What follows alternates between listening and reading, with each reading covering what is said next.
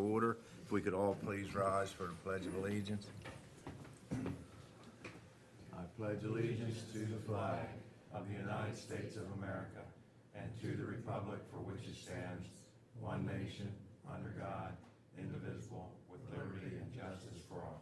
And look for a moment of silence, if you don't mind, with Ms. Faye Miller, who was a longtime employee for the school system here in Kent County, and also with Kent County itself.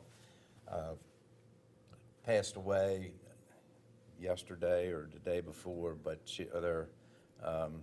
we'd want to keep their family, our prayers, send prayers to their family. She'll surely be a missed individual, and she's done a lot of great work for Kent County.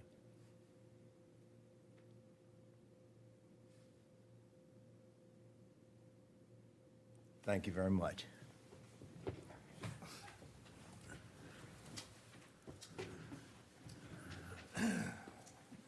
As we all know, time is allotted at the end of each meeting for the commissioners to receive comments from the public. We have 3 consent items. First, we have a regular session minutes of April the 18th, 2023. We have liquor minutes from April the 18th, 2023. And we have Chestertown Tea Party Festival Incorporated raffle only, dated May the 28th, 2023. I'd like to entertain a motion. So moved.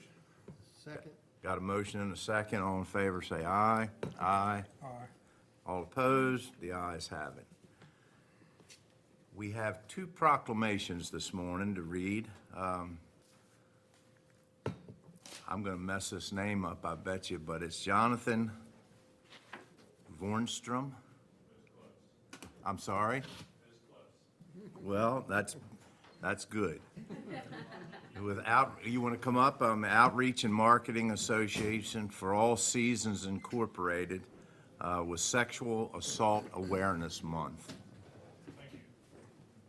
Jonathan, if you have anything you'd like to say to start off with? I would just like to, thank you guys for taking the time to, allow us to issue this proclamation. Our goal is to do it across all the counties that we serve, to raise awareness about sexual assault being such a major issue in Maryland. Again, it's providing information to the public and, making sure that people are aware that this is an issue that we face in our communities. Thank you very much. And how do you, just out of curiosity, how do you pronounce your last name? Kavarnstrom. Kavarnstrom. I wasn't too far off.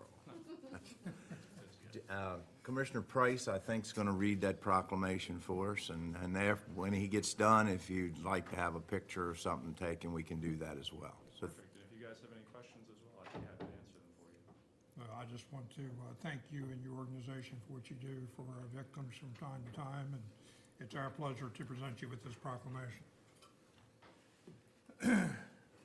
Proclamation, Sexual Assault Awareness Month, drawing connections, prevention, demands equity.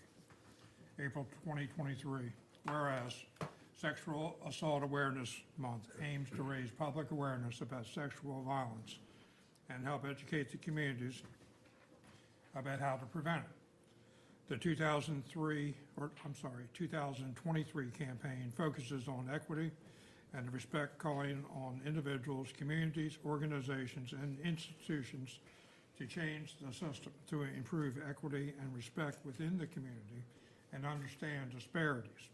And whereas working together to educate, speak out, and prevent sexual assault in our communities is the best thing we can do for survivors and our children. And prevention is possible when everyone gets involved. And whereas Kent County supports those who work to identify, decrease, and prevent sexual violence, and is dedicated to providing services and alternative avenues for survivors to seek proper care and treatment. And whereas Sexual Assault Awareness Month is an opportunity to stand with survivors, to celebrate progress in combating these crimes, and to commit to reducing sexual violence in Kent County.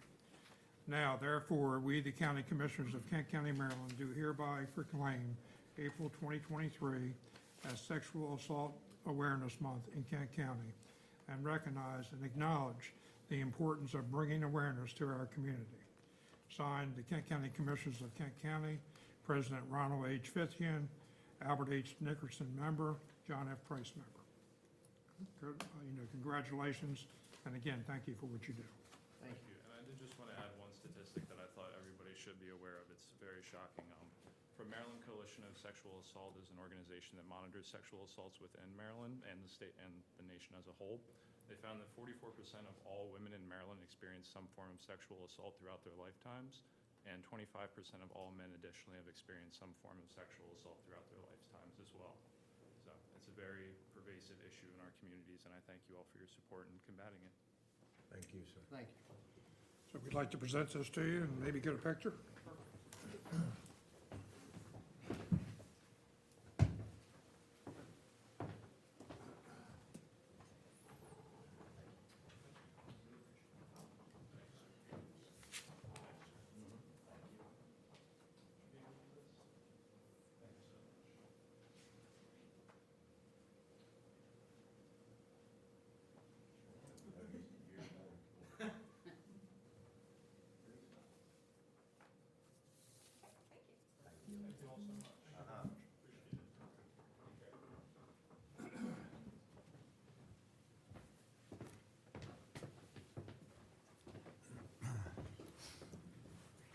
And then we have one more proclamation to read, and I have Jamie Williams with us today. I think, no, she's the director, but we have Shallon Bolden, who is our tourism manager for the Economic and Tourism Development, and, Dawson. yeah. I'm here for moral support. Oh, that's great. Well, stick around, because So we all this- need it.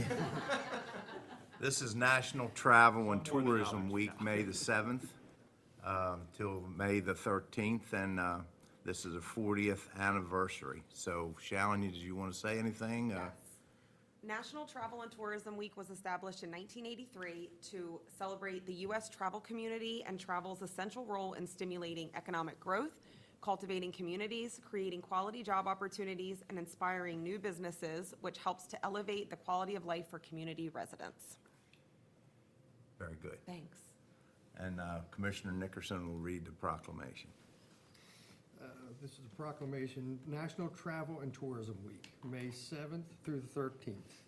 Whereas the Kent County Board of County Commissioners recognizes that travel and tourism industry provides significant economic benefits for Kent County, and whereas tourism ranks among one of the largest industries in Kent County and brings outside dollars into our community.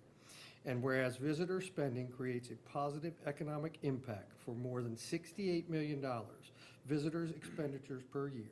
And whereas more than 400 jobs in Kent County are directly associated with the tourism industry. And whereas Tourism Week recognizes and celebrates the importance of welcoming visitors to Kent County, which is an area rich in history, cultural, arts, entertainment, recreational opportunities, and small-town appeal. And whereas the economic impact of the tourism industry directly affects the quality of life of Kent County citizens by contributing to the success of our businesses and local tax offers. And whereas the 40th Annual National Travel and Tourism Week's theme is We're Moving Forward. Now and therefore, we, the Board of County Commissioners of Kent County, do hereby proclaim the week of May 7th through the 13th, 2023, to be National Travel and Tourism Week in Kent County, Maryland. And we call upon the people of Kent County to join their fellow citizens across the United States in recognizing and participating in this most important observance. Signed, the County Commissioners of Kent County, Maryland, Ronald H. Fithian, President, Albert H. Nickerson, member, and John F. Price, member. And thank you guys for your hard work and dedication. Very good. It Yeah. definitely shows. You want a picture, right? Okay.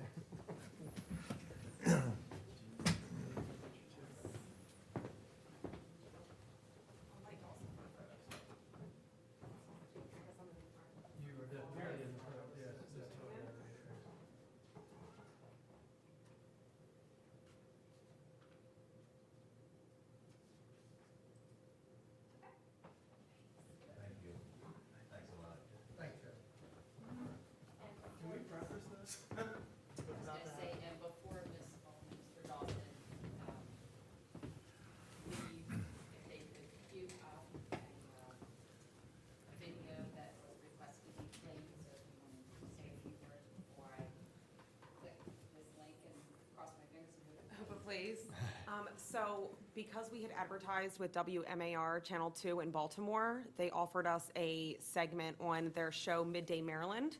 So Dawson and I, 2 weeks ago, traveled to Baltimore and filmed the segment, and it aired on ABC last week in the Baltimore, Maryland region. And Jamie sent the video last night and asked for it to be played today. So Sandra's going to try and Very play good. it. A slightly nerve-wracking process, It was a very nerve-wracking process. but you'll see the result. Good for you all, yeah. We may, if not, I'll We may. email you the video. If not, no big deal. And then after the meeting, Dawson and I will be here to sign autographs, so, for everyone. I would love to have.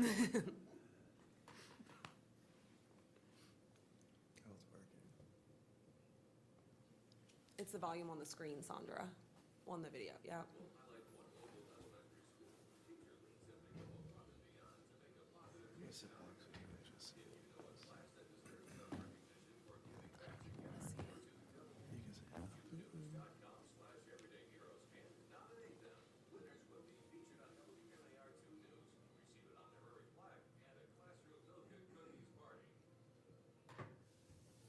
If you don't already know about Kent County, you may be surprised at what you are missing. Shannon Bolden and Dr. Hunter are here to tell us more about it. Welcome. Oh, wow, look at that, would you? Basic question. I know you hear a lot about this. What is Kent County known for, and where exactly is it? How far is it from Baltimore? So, King County is known as the home of Wires and Spaces. It's basically the best place to go to get away from the hustle and bustle of everyday life. We have an eclectic food scene, rich in history, arts and entertainment. There's a number of options for outdoor recreational activities. We are located just across the Chesapeake Bay Bridge. Okay. So from Baltimore, it's about an hour and a half drive. Okay, not too far. Yeah, just north of Queen Anne's County, and then you can also visit us by boat, which is just straight across shot from the Chesapeake Bay, which is sometimes faster. Yeah, now we talk about Yeah. summer's coming up, we all want to be on the water. Yeah, What exactly. kind of other outdoor recreation people enjoy while they visit Kent County? So in Kent County, people can enjoy boating or sailing, kayaking, paddleboarding, and then there's always fishing and crabbing, of course. Other activities would be bicycling, horseback riding. We have two public beaches, Ferry Park Beach and Rock Hall is one, and then we have Betterton Beach, which is the only nettle-free beach that's located on the Chesapeake Bay.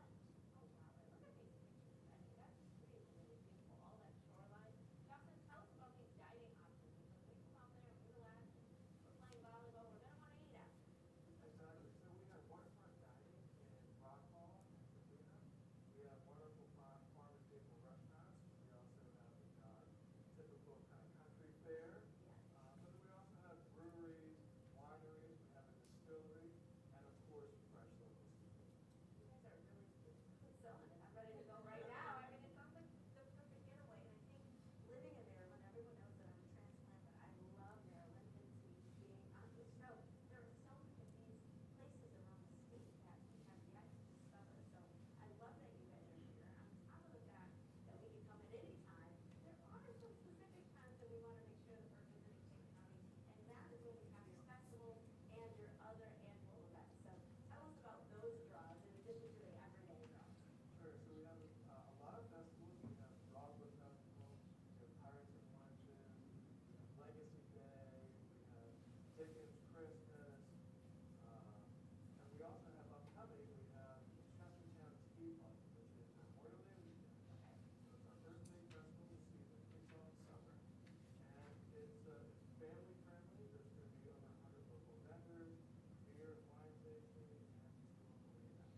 Oh, wonderful. And Sharon, how can we learn more about the history and the culture of Kent County? Because I'm sure there's a lot to discover. There is a lot to discover in King County. So, one thing that people can do is they can stroll through Chestertown down the brick sidewalks. That is one of the oldest ports of entry. There is also a number of cemeteries and churches, as well as the site of the Battle of Hawksfield, which is the best preserved battlefield site in the state of Maryland from the War of 1812. So that's located just outside of Chestertown in Colchester. We also have 10 museums that people can visit. Yeah. The tall ships? Yeah, they were very tall. Yeah, yeah. And then we have, There's so much. I know, I actually don't blame you because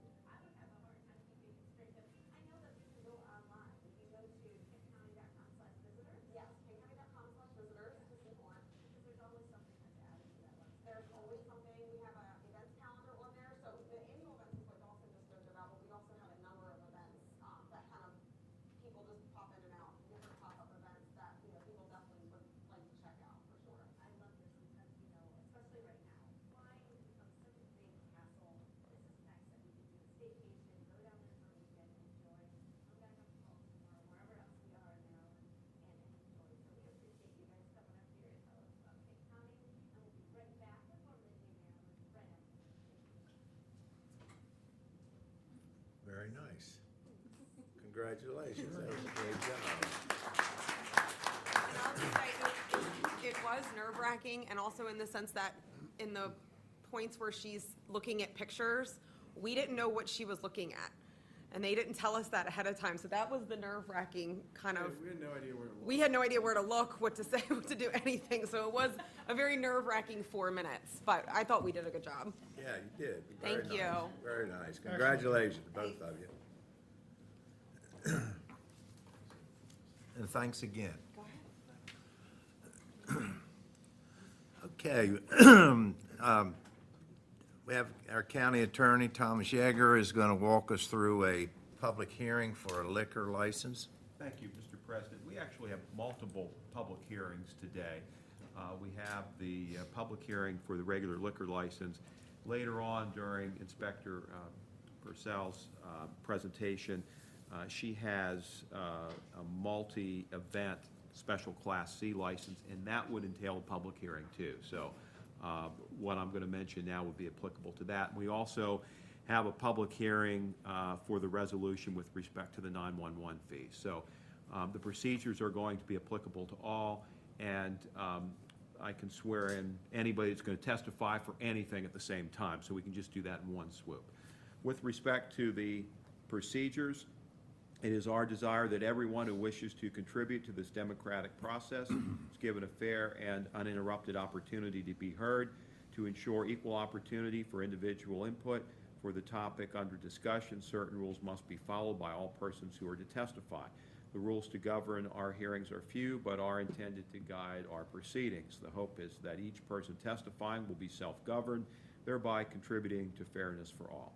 The chair will remind anyone who testifies when he or she has violated the rules of the proceeding.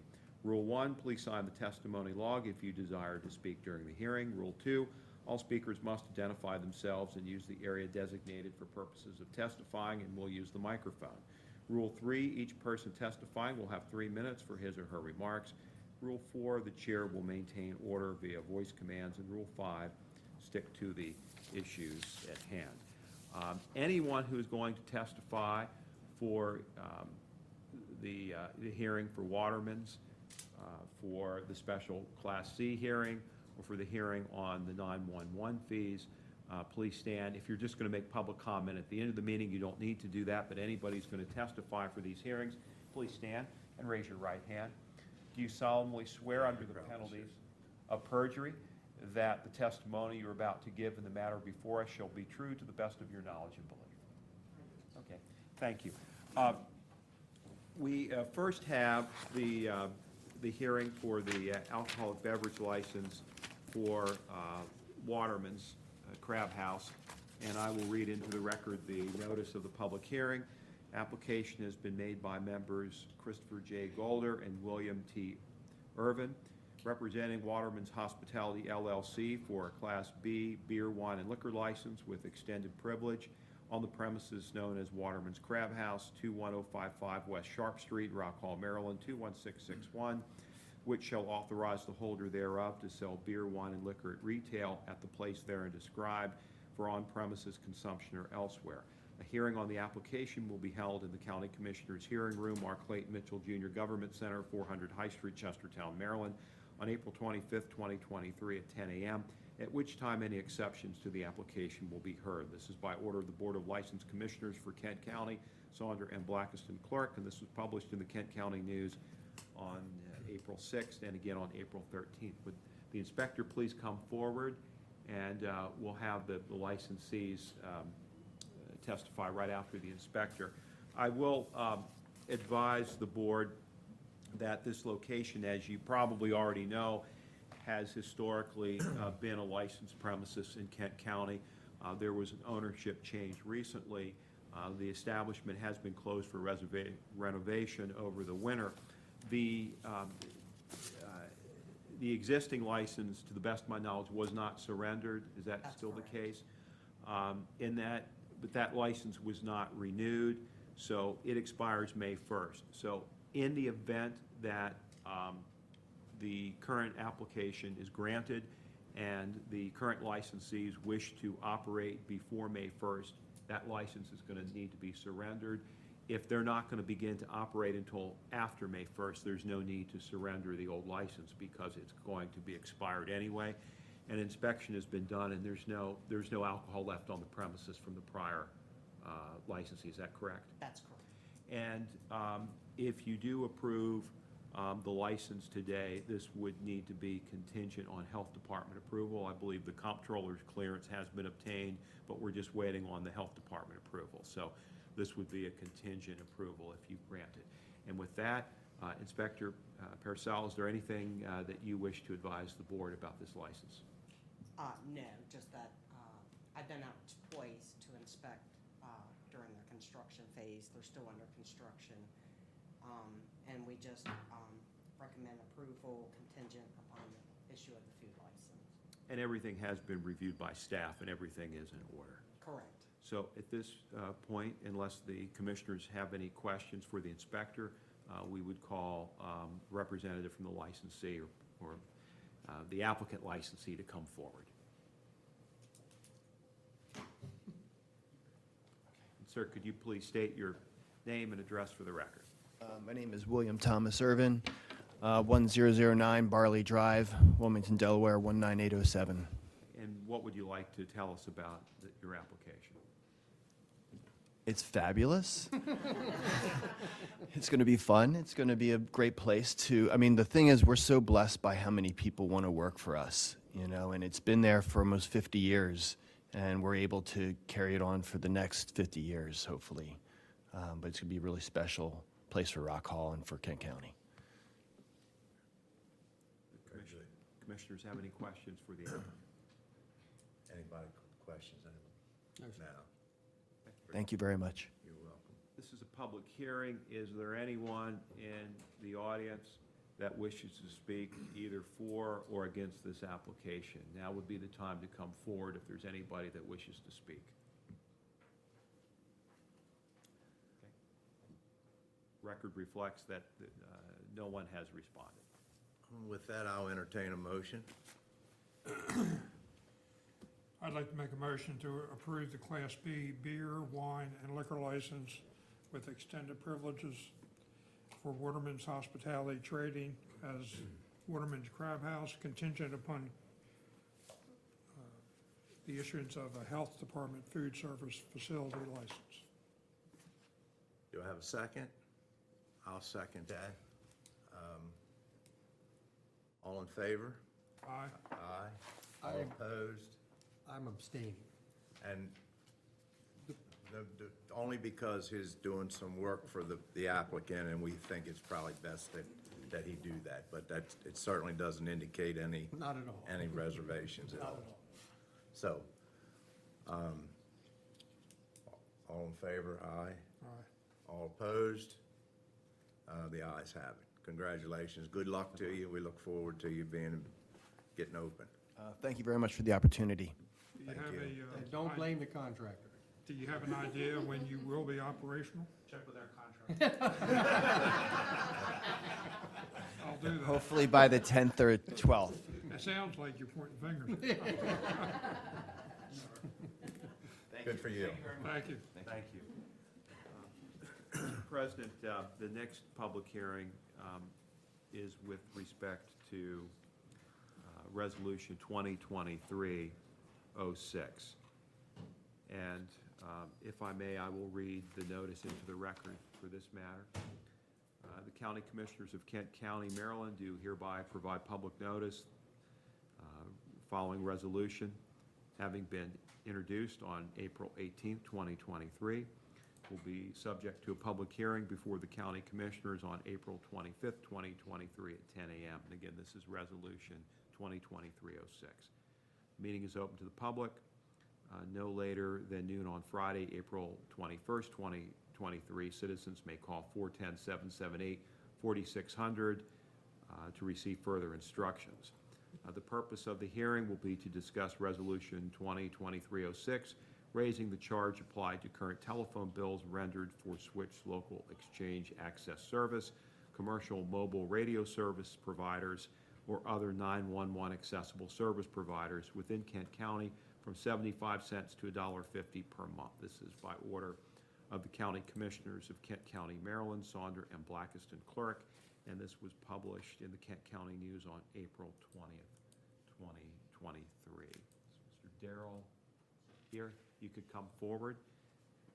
And if you have anything to present to the commissioners at this time, this would be the appropriate time, and then they will ask you any questions, and then we'll take comment from the public. I don't have anything new. We've discussed it in length before, so. Okay, and as I recall, the revenue that we are currently receiving falls way short of what the expenditures are.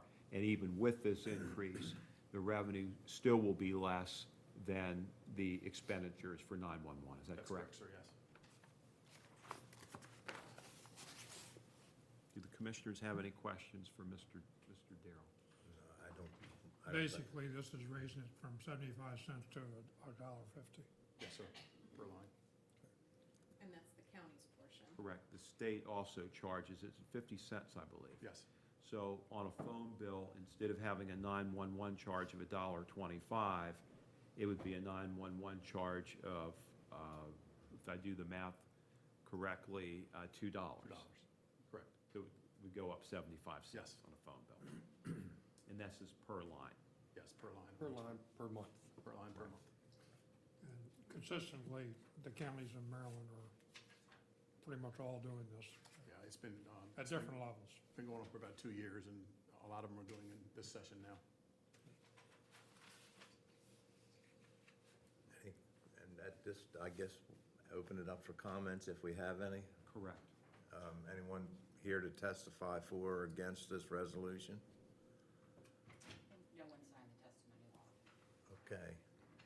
We call, can we, Yes, if there's no one else to testify, and if you do not have any questions or comments, you can take a vote. Once, if this is passed, then it will need to be submitted to the Public Service Commission and to the State 911 Board. Correct. Once, if it's passed. one more time, anyone want to comment for or against this resolution? Feel free to do so. Nothing not being said, I'll entertain a motion. I'll make a motion to adopt Resolution 2023-06 to increase the 911 fee per telephone number on July 1st, 2023 pursuant to Maryland Code Public Safety Article Section 1-311 to cover the increased cost and cost of operating. Got a motion, do I have a second? Second. Motion and a second, all in favor say aye. Aye. All opposed? The ayes have it. Thank you very much. Thank you, gentlemen. Thank you. Now we have our appointments, Ms. Elizabeth Hill with the 4-H program and her annual report. How are you today? Good morning. Good morning. I am so happy to be back here and to follow a former 4-H'er as well. Shallon was a 4-H'er in Kent County not long after I started many years ago. So it's great to see 4-H'ers when they come back into the community, especially into service for our community as a business owner or in county government for sure. So I'm pleased to be here. But then to go from a 4-H'er to a movie star, just like that. That's right. Yeah. Well, I'm here today just to present some highlights to you on what Kent County 4-H has been doing in the past year. We have taken a sort of a break, as most things did with the pandemic, that we it kind of slowed things down for us. I will admit that. When you have a hands-on family program that does things in the community, we had to go to a virtual fair in 2020. We came back in 2021 and everyone was so excited. But it has taken until 2022 and really now in 2023 for us to really totally engage our families back into our 4-H program. I thought that would come back a little bit faster, but it has taken some time. So in 2022, we took a lot of time to build those relationships back with our families, to build our presence back into the community, and I think we were pretty successful with that. We have an amazing future for 4-H. I mean, I don't know, 1,000% almost increase in our Clover members as we transitioned into 2022 and 2023. We are also getting a huge response on our parents and volunteers to be a part of our program in official capacity. Volunteers have to go through trainings and background checks, and it's a lot more difficult than it used to be many, many years ago when you could just say, I want to be a 4-H volunteer, and it happened. We have to go through a process and a screening to make sure our children are safe. But it's worth it. We are building back our program. We're so excited for all the upcoming events, and as our kids we provide opportunities for our kids that I'm going to highlight for just a couple minutes. So I do want to say the value of our volunteers in Kent County is approximately $60,000 a year in the services they provide for education, for workshops, for the guidance that they provide as professionals and as learned volunteers who provide their dedication and service to our young people. We also brought in about $38,000 in revenue outside of any kind of support, because you guys, the commissioners, support our office and our program as well. And over $18,000 of that was from outside of Kent County. So for grants to provide fare premiums, a grant from the Bear Corporation and a Grow Communities Fund grant. So we are bringing money into the county as well, which I'm very happy about. We were also able to provide scholarships for our 4-Hers to attend state and national events.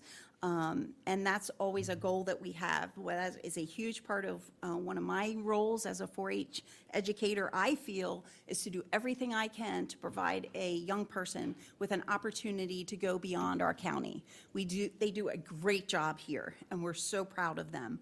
But when we can take their opportunities beyond our county borders and have them represent us at state events and national events, that is just an amazing opportunity for them and great representation for Kent County as well.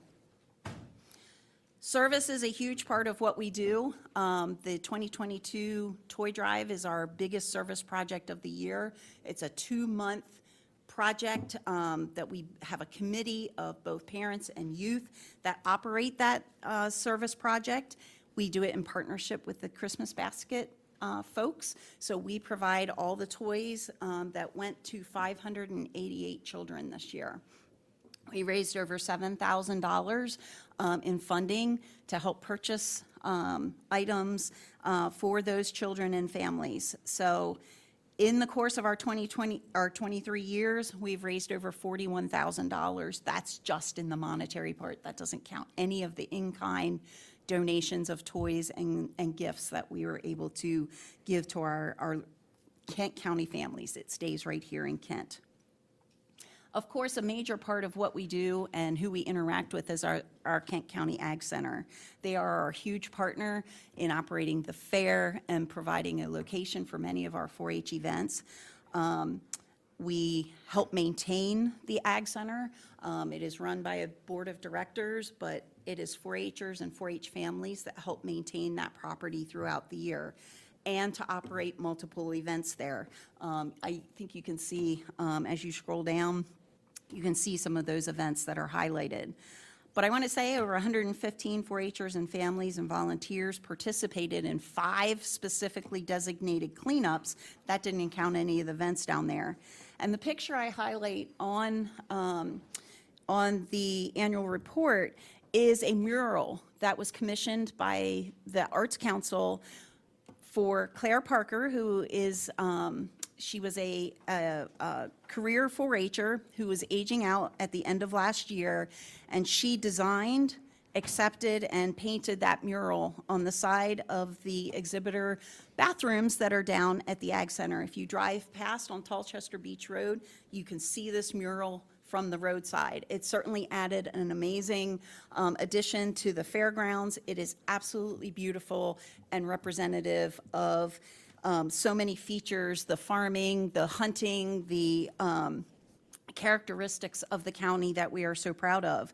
And it is amazing. If you have not had the chance to see it, please come to the fair this summer and look at Claire's mural, because it is amazing. And that was the first, she is now at Pratt Art School in New York City, so she is obviously a very talented artist.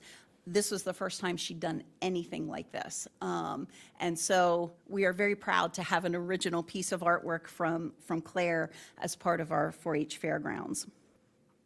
The other big service project I would like to highlight is the Diamond Clover project that was done by Megan Moore. She did a plastic recycling project and turned that plastic into 2 wheelchair accessible tables down at the Ag Center, as well as a bench commemorating the loss of one of our 4-H'ers in 2021, Madison Unicus. So we now have a bench that's going to be a part of the Ag Center forever, representing Madison. It's the only time in my career that we have lost a 4-H'er, so while they were still in the 4-H program. So that was something that obviously hit our community very hard. And it was wonderful that Megan incorporated remembrance of her fellow club member into her service project. And you can certainly see those tables as you come and visit the fair. And we did not have wheelchair accessible tables at the fairgrounds. So this was a very wonderful addition to the Ag Center and the fair and the other events that happen there.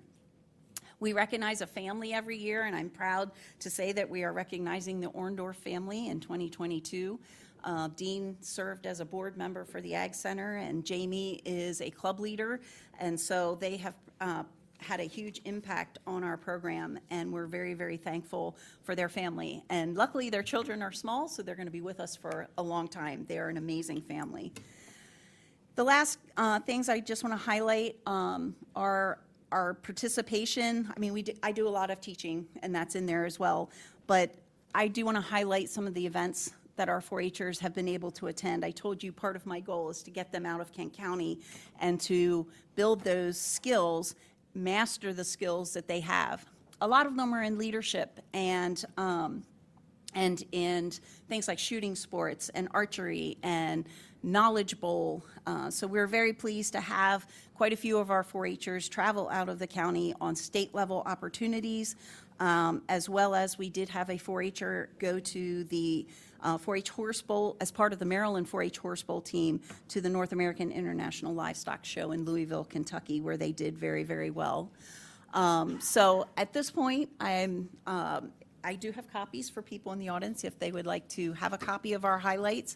But at this point, I just would like to open it up for any questions, and thank you for your support. I am just the first of our educators that is going to be coming and visiting you this year. So 4-H is first, but we will be having our ag and other educators come to see you this year as well, just to tell you what we're doing in our community. And we're so happy that you are supporting us and allow us to be a part of our Kent County community. So is there any questions that you have about 4-H?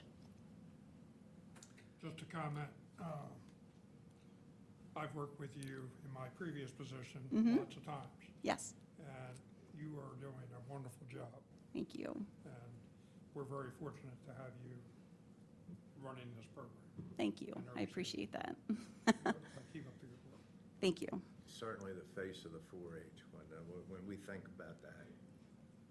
See, I couldn't agree more. I think you do a great job working with it. And to talk about that, the one project with the Christmas baskets, the 580, if anybody thinks that's an easy, it's all done in 2 days. Yes. Other than your, however long it takes you to collect it. But Yes. it's kind of like all of the Lions clubs in Kent County are sort of involved in the food because everybody gets a couple boxes of food. Correct. And then you all take over with the toys for the kids. We are so proud of that partnership. Originally, I think there was a time that for a few years that everybody was sort of doing their own thing. And we realized we're all working in this together. Why don't we all partner? So I think this was our 13th year working together with the Lions clubs and all the volunteers that come together for that amazing project. But it does take our 4-H end about 2 months for planning. We do a float in the Chestertown Christmas Parade. We have booths in the park. We visit businesses. So there's a lot on the front end that comes up to those couple days. But then we have 4-H families that come together and pack all the toys. It takes, hours and hours to sort, pack, and get them ready, and then to send them out with the food that goes out on that Monday morning. So yeah, it's been a great project. And the cool thing about it is, once a young person becomes involved in that committee, they tend to stay almost their whole 4-H career. So they could be doing that project as a 4-H'er, as a young person, for 10 or more years. And that's what's really amazing. Once they start and once they get that passion for service, and it is fun too, but they stay with it. And that's a testament to the value of service and how those kids feel about helping others. And that's what service is all about. And so we're delighted to provide that opportunity. And like I said, it was our 23rd year. So it's obviously been successful and ongoing, and we hope to keep it going many, many more years. Thank you very much. So. And there's so many 4-H'ers that have gone through your program. And I personally know quite a few of them. And they have been very, very successful in whatever their career choices were.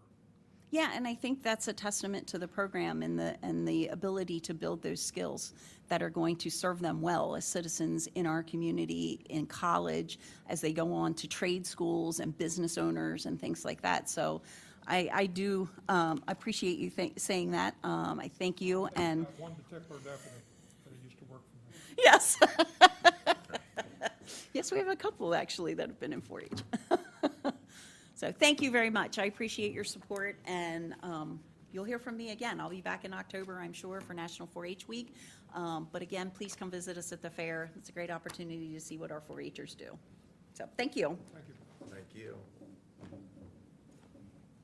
Next, we have Erica Herter, Acting Director of Environmental Health, Kent County Health Department, and Jillian Coleman. Jill, is this all the same? Yes, sir. Okay, so we have Jill Coleman, who's Director of Parks and Recreation, and Daniel Matson, Deputy Director, Department of Public Works. Please come up.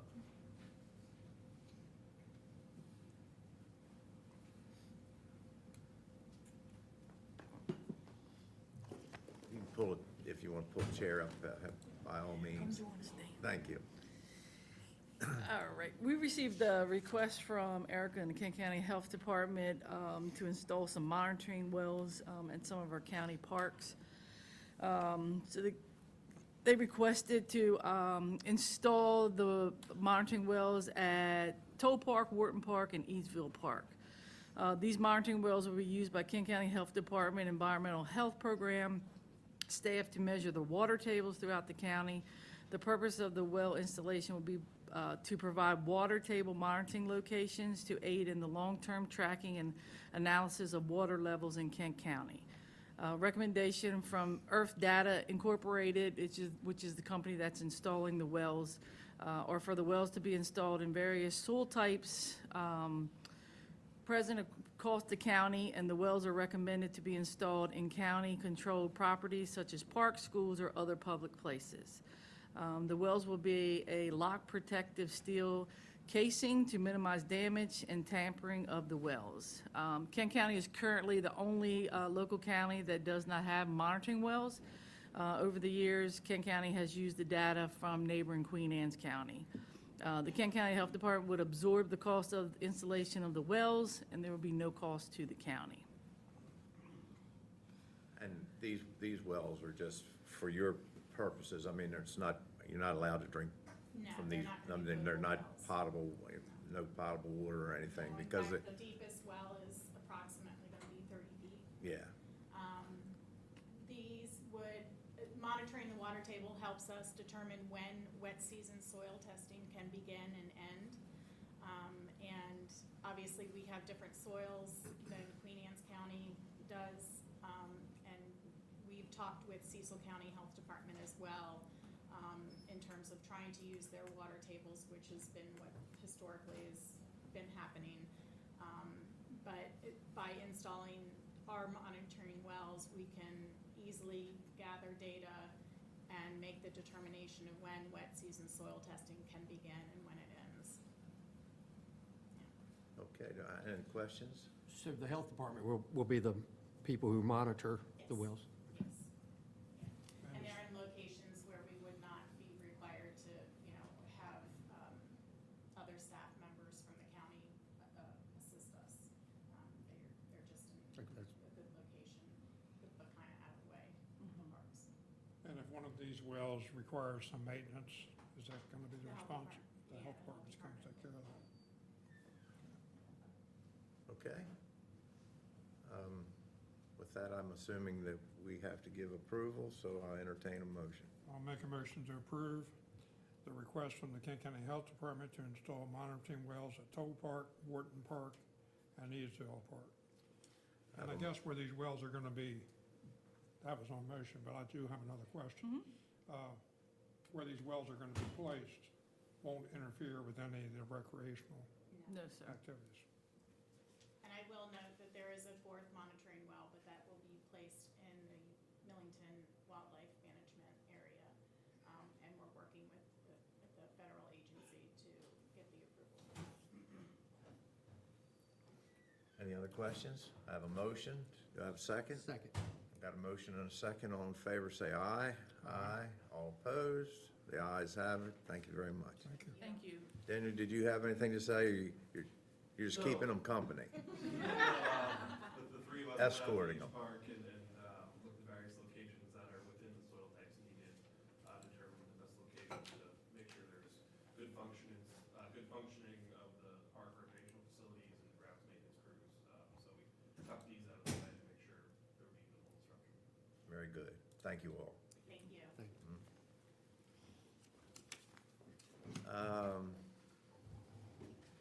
It's calls for Dennis Hickman, but I bet I don't see Dennis, so, good morning. So I am here, the sheriff's office was made aware that the Governor's Office of Crime Control and Prevention. Why don't you introduce yourself? I'm just for sorry. the- I'm Captain Kettner with the Kent County Sheriff's Office. I'm the chief deputy under Sheriff Hickman.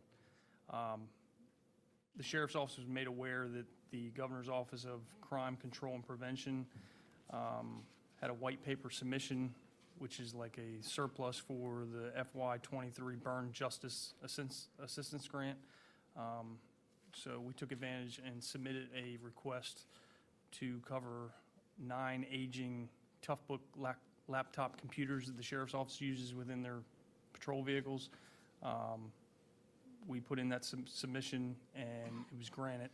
The state granted us $56,810 to cover 9 laptop computers, the Panasonic Toughbooks. We got notice that we received that fund, or we received the award. We are just asking at this time for the commissioners to accept the grant so they can be entered into the grant management system, so then we can go forward with the rest of the process. Very good. Purchasing the computers. Any questions? I'd like to add that the funding for these computers was already included in the FY24 as well as some in the previous year, this current year, FY23. So this will actually reduce the ask for next year and save us money this year. Very good. I'm glad you took the initiative to Thank you. go after that funding, Thank because it saves our taxpayers money and we can do different things with it. So I'd like to make a motion to accept the FY 2023 Burn Justice Assistance Grant funds for the Kent County Sheriff's Office. Have a motion and a second. All in favor, say aye. Aye. All opposed? The ayes have it. Thank you very much. Thank you. Thank you. Now we have Mr. Wayne Darrell, Emergency Services, Emergency Medical Services Upgrade. Good morning again. Good morning. Commissioners, in October of 2021, we entered into an agreement with KRM to upgrade our office in Rock Hall Fire Company for EMS. It took a while for them to get it done. There were some supply chain issues, they had some employment issues, but we just got it recently done. I did come in over budget of $12,772.06, and I'm requesting permission to move some funds from another fund that we have that is remaining to cover that invoice, the last two invoices, and get that paid. So you got it was more than what you expected, so we're moving money around that you've got on hand. Yes. Any questions? There was an issue with the sprinklers, all that's been resolved, Yeah, we moved into it 2 weeks ago. and the Rock Hall volunteers are Yes. good with everything, all the work that's been Yep, done. everything's been done, is done and moved in. Just in time to go 24/72 with the EMTs, so it's good. Good. So I'll entertain a motion. I'll make a motion to approve transfer of $12,772.06 from the FY '23 OES budget to cover the remaining invoices for the purchase order number 151010. Second. I have a motion and a second. All in favor, say aye. Aye. All opposed? The ayes have it. Thank you very much. Thank you, Commissioner. Thank you. Jill Coleman, Director of Parks and Recreation, and Penny Young Carasquilla, Grants Manager.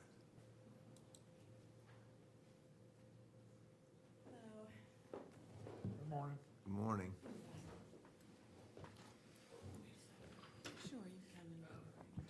All right, so I think I've come up with a wonderful idea. I hope you guys do too. But so I came up with the idea, brainstorming, that we need an ADA trail to make it accessible. So my idea is to have a ADA trail installed at Turner's Creek. So then that's when I pulled Penny in, and I actually pulled Dan in to kind of get some figures them out, and to see if there was a grant out there that we could apply for. There is a grant that we can apply for through Maryland Department of Transportation Trails Program Grant. And I'm here today to ask for approval to apply for that grant.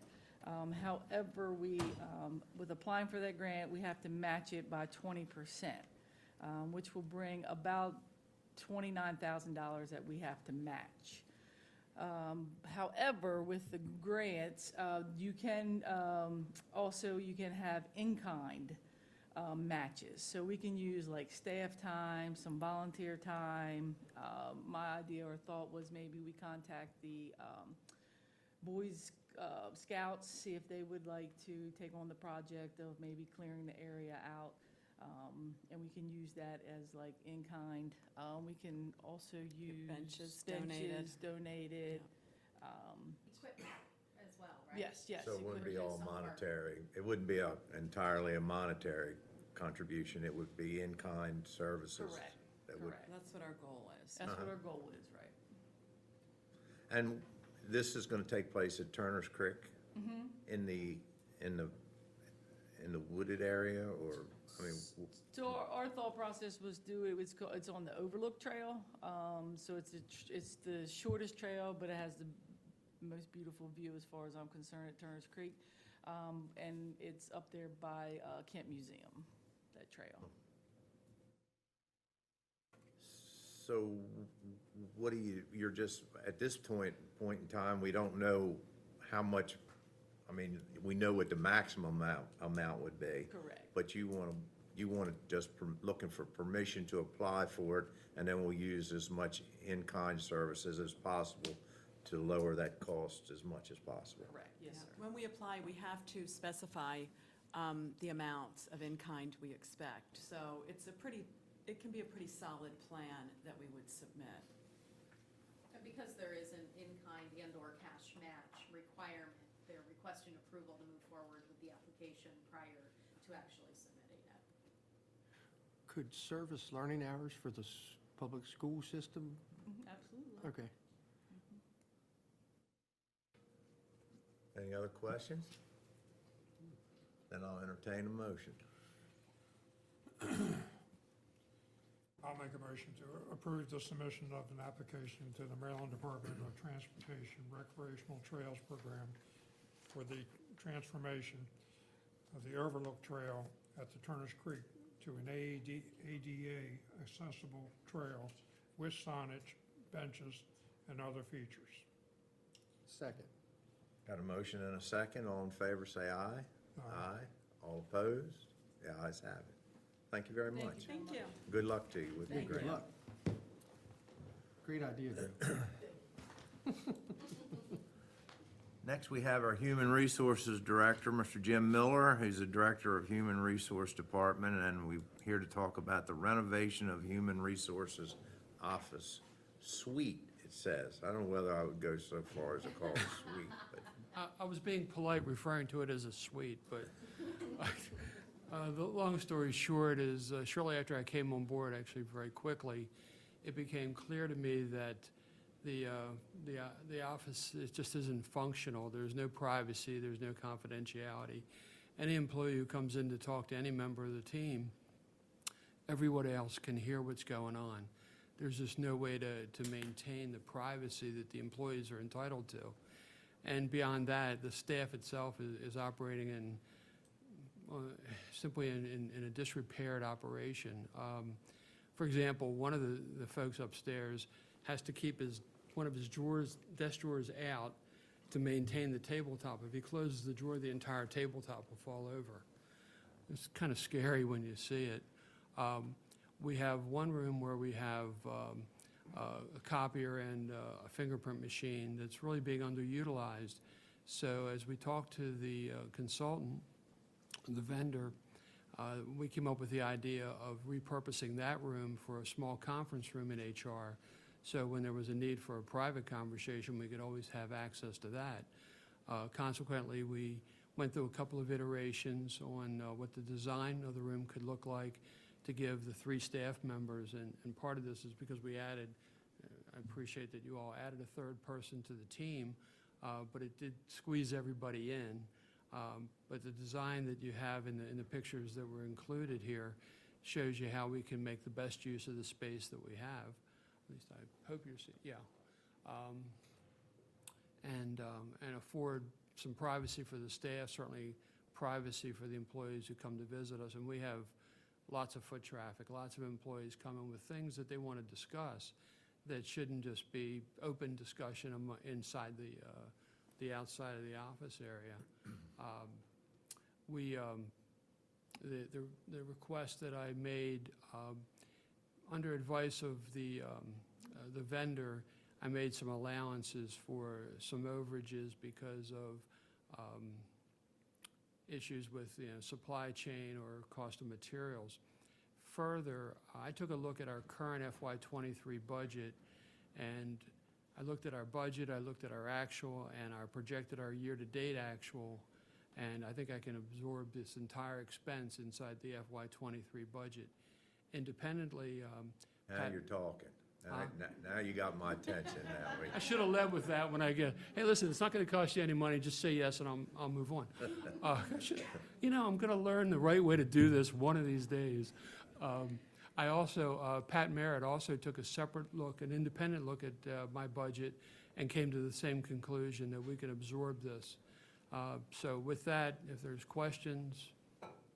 Now, I'll be the first to say, I went up there last week one day just for something simple to pick up some applications that we were going to take a look at. But, when I was talking to one, I was actually talking to 3 people because they're all right there Exactly. within earshot of one another. So I understand the privacy when you're dealing with human resources issues and stuff. So anyhow, I'll entertain a motion.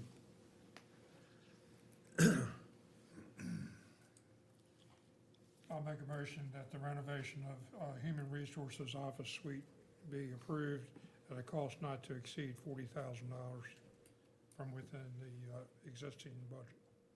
I have a motion. Do I have a second? Second.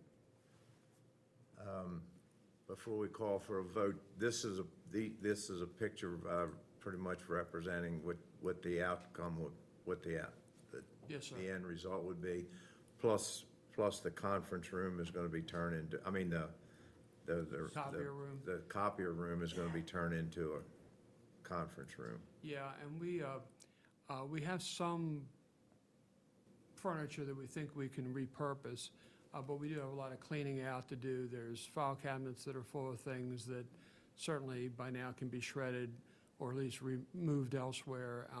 So we'll have to do some work on, frankly, on our end to clean things out. I have a separate project underway now to look at bringing a vendor in to shred a lot of material that's been laying around for, I think I found one file that dates back to 1985.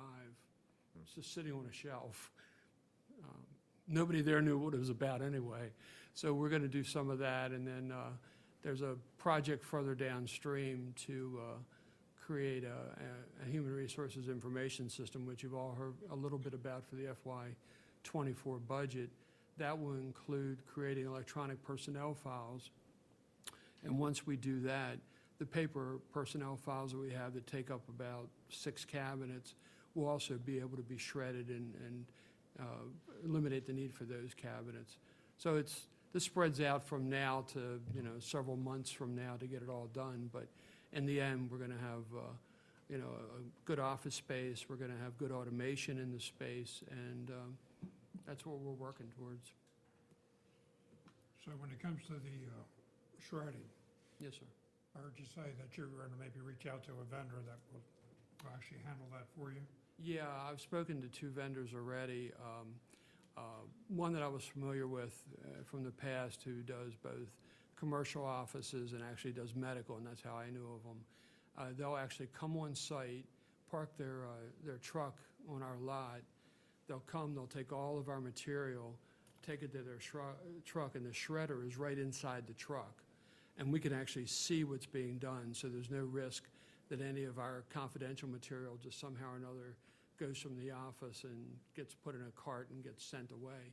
We actually can see it being shredded as it happens. Well, the reason why I was asking about this is because when I was at the sheriff's office, we had the same concern about confidential records and so forth not getting handled properly.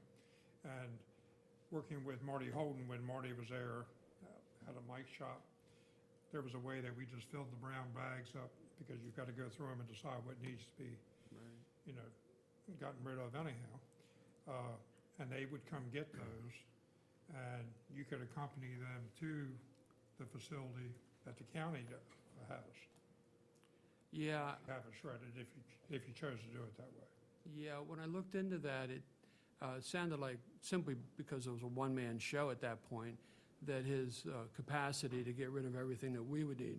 Right now, I have 6 super large trash bags in my office that's all shredding. That would take him multiple trips. Plus, it sounded like some of it was a time and effort process versus us being able to use a vendor who could come in for a day or 2 and clean it all out. We've also talked to Pat, and there may be some materials in the finance offices that we could join forces with them and do some clean out there too. The prices that I've gotten are very reasonable for what would be a day-long process and really help us clear out very old materials, as opposed to stretching it out and going to the dump and trying to deal with it that way. Okay. Do you have an idea what those prices are? Yeah, a quote that I got from a company called Shred-It, which also operates under Stericycle on their medical side, would be doing the number of file cabinets that we estimated for the first round before we could get rid of the personnel files is about $1,500. And they estimated about 25, basically the size, materials that would be about 25 cabinets worth. Well, that's pretty reasonable. Yeah, I thought it was a great price. I'd do it tomorrow if I had $1,500.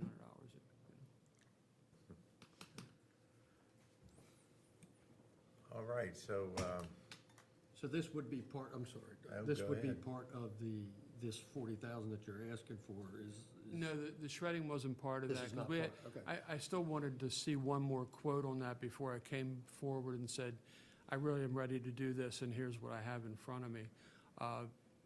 So this was strictly the office reno that I know I can absorb in the FY23 budget. did we, lost We me did, here. we did the We motion. approved that, the expenditure of the office now. Yeah, then we just kind of took a, Was there a vote? Yeah, I thought so. Okay, yeah. I think I detoured you all into a shredding conversation. And you don't, you're not looking for approval for the shredding part today. I didn't gonna present get a anything for that. couple That just more- happened to be conversational. You're looking to get another price quote or something and then come back for that. Yep. But And that'll makes be sense fully if that quickly. stuff's that old and you're good with the fact that it's not, it can be thrown away. It's Yeah. probably, you could take every office in the county and do the same thing, but you probably have a lot more up there in the HR department, but Yeah, there's a ton of stuff. when it comes to HR stuff, we always like the privacy and employees to feel secure going up there, and the renovations, I think, they're certainly needed, so I'm glad that's Yeah, appreciate taken that. care of there. All right, And as far as the shredding costs go, is that something you think you can absorb in this year's budget as well, or? the I want to take 1,500? another look, probably when we get the year-to-date actuals after April closes, just to make sure. But I have a feeling, because we're really running very well with our year-to-date budget and what we had for FY '23. I'm optimistic that I can absorb that additional 1,500 to do this. If that's the case, I don't know that there's a need for him to come back before us. He can just make the request, and It's actually within his threshold, Yeah. so he doesn't need. Oh, okay. so you do what you need to do. Great, thank you, appreciate good. that. I think the second item I was here for today was approval for a hire for a position in a utility technician position.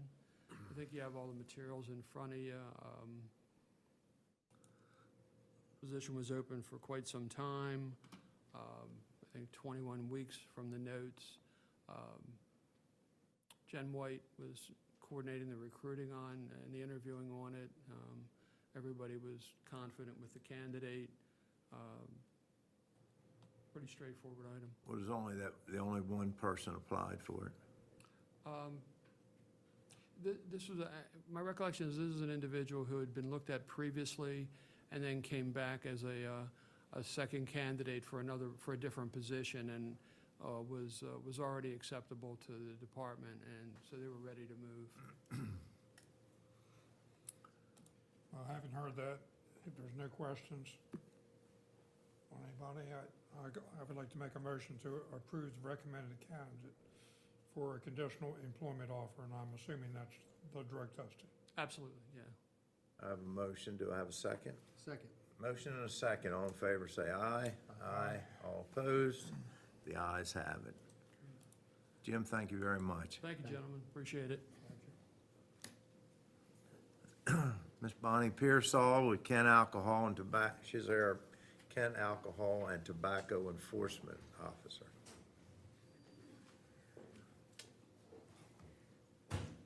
I have 3 items here.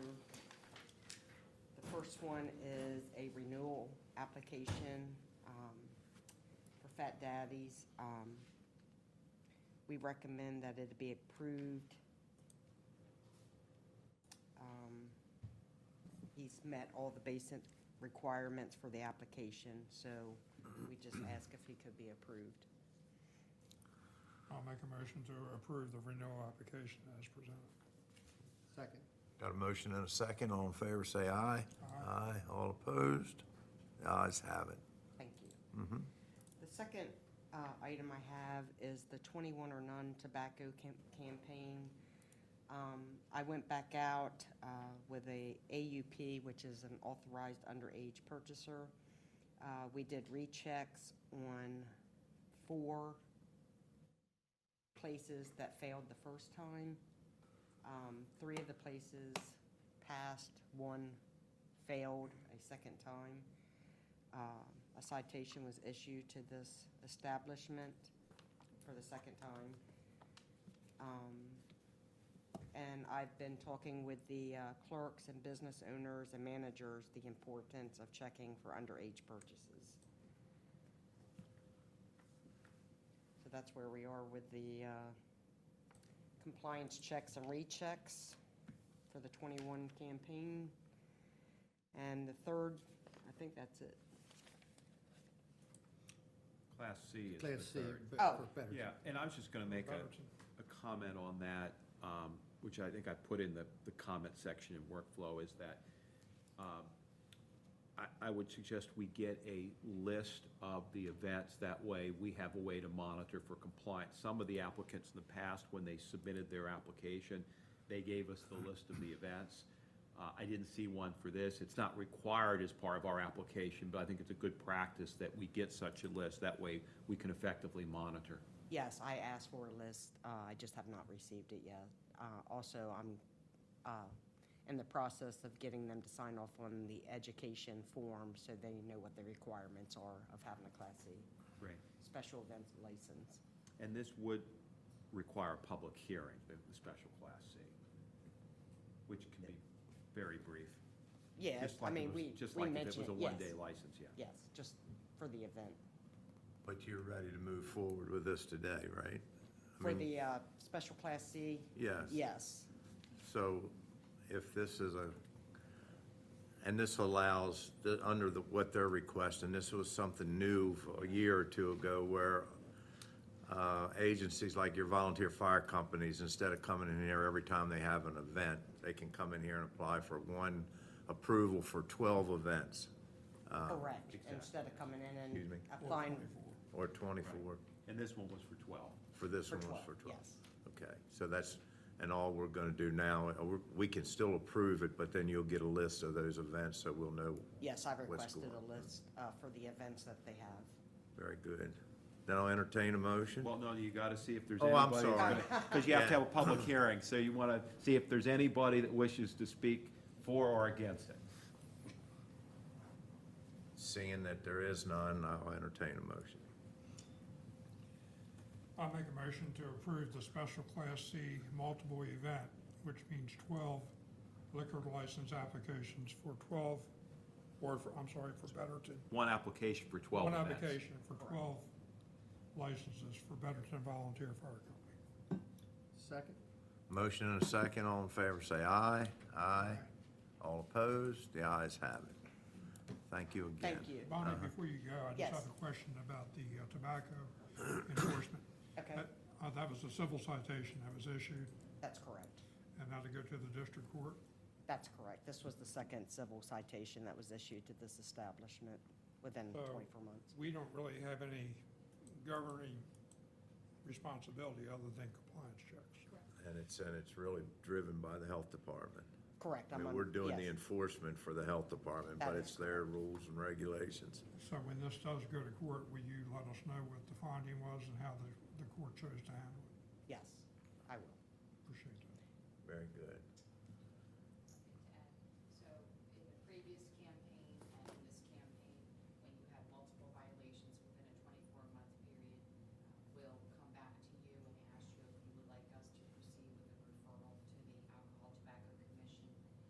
We went to several administrative hearings within the past few months for repeat offenders. We're still waiting to hear the outcome of those administrative hearings at the state level, but because we do have a second offense, we'll be coming back to you to ask to proceed with the referral process. I guess It has to go through we'll wait till you bring that back to us, because Yeah, we're still waiting from the last time we went to Annapolis through the state hearings. We haven't heard any outcomes on them as of yet, but now we have these new ones that, then we'll probably have to do a referral to the state again for these new ones. well, this is obviously strike two. That's correct. And you know the saying, strike three, you're out. Hopefully. So, I don't know how my colleagues feel, but when you come back, that's probably going to be my position. Okay. All right? Hopefully there won't be a straight three. I hope there's not. With the They hefty, hit a home run. huh? I hope they hit a home run. Yeah, me too. Thank you so much. Thank you. County Administrator. Okay, I have two items for you today. The first of which is an extension of our accountability officer's contract to get him through to the end of the year while working on this contract. And the reason we've piecemealed his contract is because of the PACT grant. And you signed, I believe it was last week or the week before, an extension and an addition of monies that were added to this contract, to this grant. And this simply takes our contract with the consultant through the end of the year. But again, it's paid for by the grant. Well, it obviously has no financial burden to To the county. us. Correct. So I would like to make a motion to approve the Second Amendment to the contract with GAF Consultancy as presented. Second.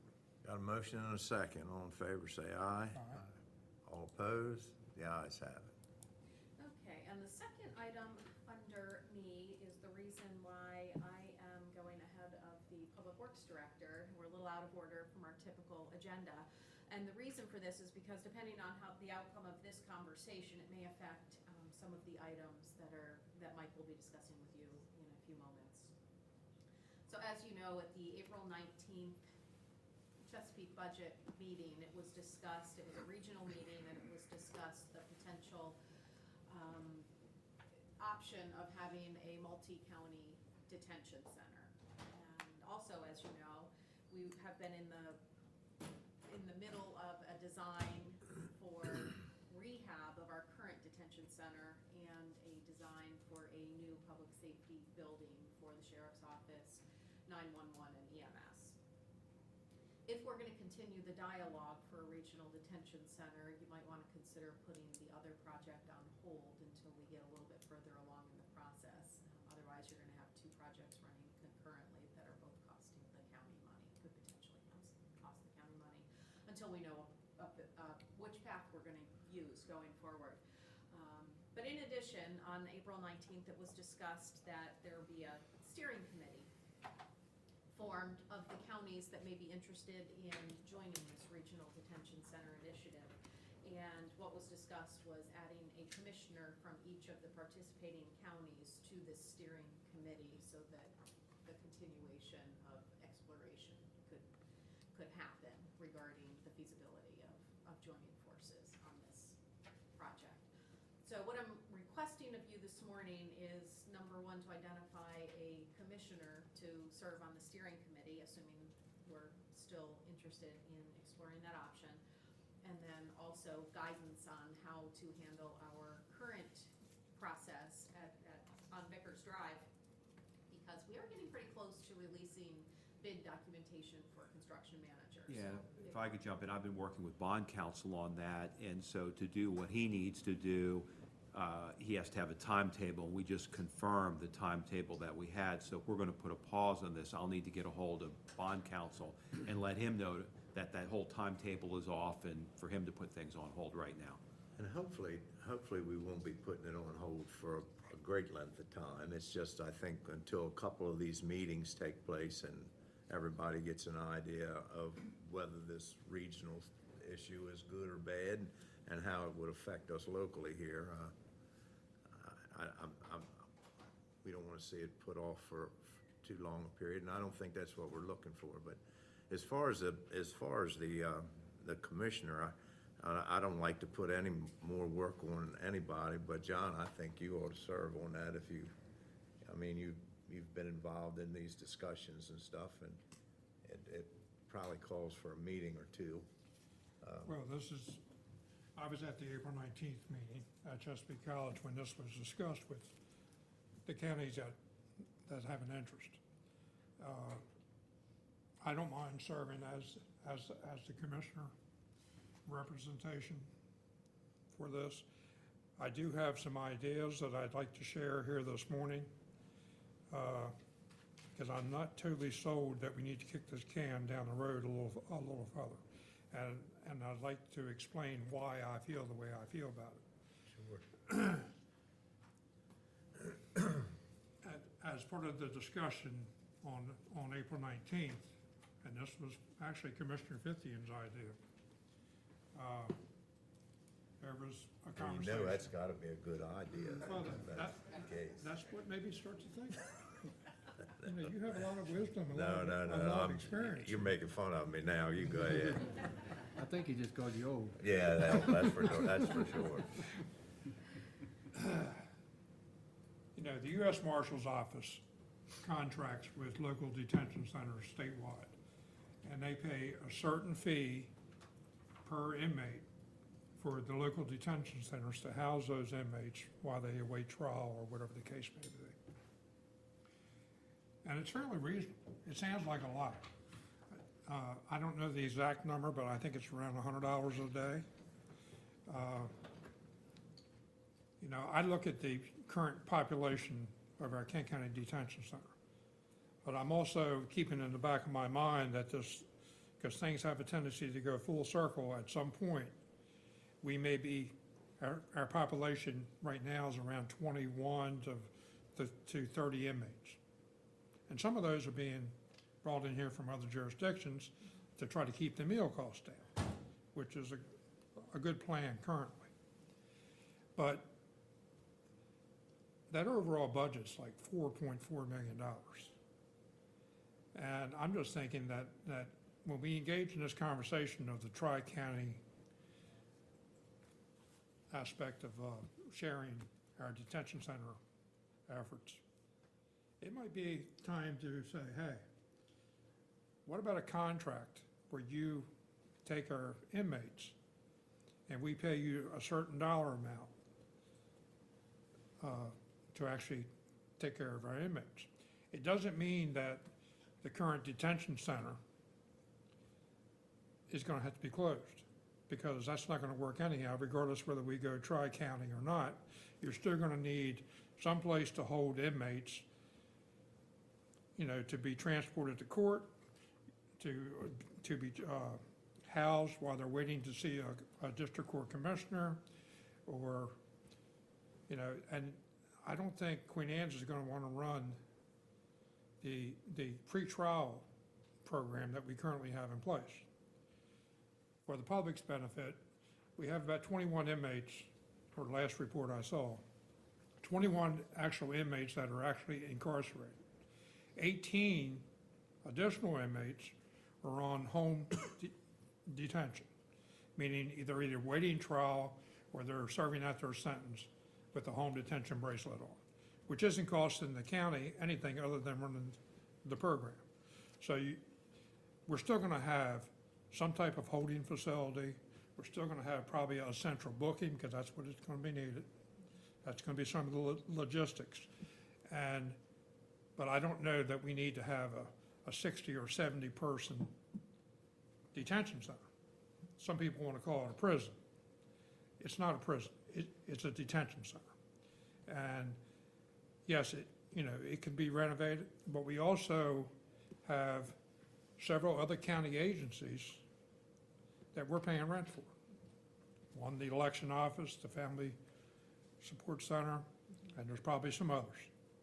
State's attorney. State's attorney, we're probably paying rent for. There's also the health department, which is a significant facility, but they have some outliers in other offices around the county, not just only in the health center. I've actually worked in that building. And that building has been neglected, not any reflection on the previous Board of Commissioners over the years. It has been totally neglected. I heard, from the HR director how devastated the furniture is in HR, and I'm not surprised. It's the same there. It's way outdated. It needs renovation. It needs, in my opinion, maybe a smaller scale. And again, I'm only one of the commissioners sitting here. But if we could contract very similar to what the U.S. Marshals are doing and do our pre-trial stuff, we're still going to have to feed people, because when they're incarcerated, you got to give them meals. But it doesn't mean that we have to pay someone to run a kitchen.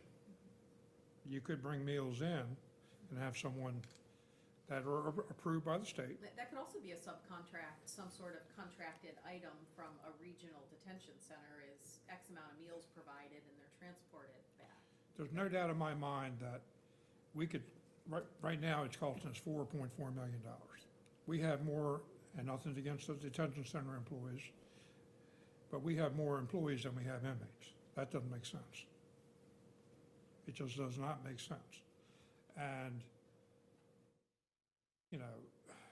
what Queen Anne's is thinking about doing is going to be 2 or 3 years down the road probably, before it's even in place. So we still have to maintain what we have. Either that or get Queen Anne's to contract with us now. I don't think they have the capacity. They may not. They may or may not, but I That don't might be think why they they're do. building a new facility, but what I heard basically was, it's in Centerville right now, it's in the town limits of Centerville, and they'd like to move it away from the town of Centerville. And they obviously are moving in that direction. Now, when it comes to the public safety bill, I see that totally different from our detention center needs. Public safety, and when I say public safety, I'm talking about the sheriff's office, the 911 center, and our EMS folks. Just the other day, I was up in Chesapeake City. I saw the paramedic station just before you get to the Chesapeake City Bridge by Bohemian Manor. It's a pole build. It's probably pretty simple to build, and it looked nice, and they've actually enlarged recently. I know our 911 center is in the basement. They've got issues there. It's not a healthy situation. And being the former sheriff, I also know that it's not a real healthy situation in the Kent County Sheriff's Office. I would suggest that if we put anything on hold, because, and most folks don't know, that the state's gonna provide 50% of that funding for the renovation of the detention center. And when you connect the sheriff's office and the 911 center, there's some infrastructure that is gonna be shared and will save us money too.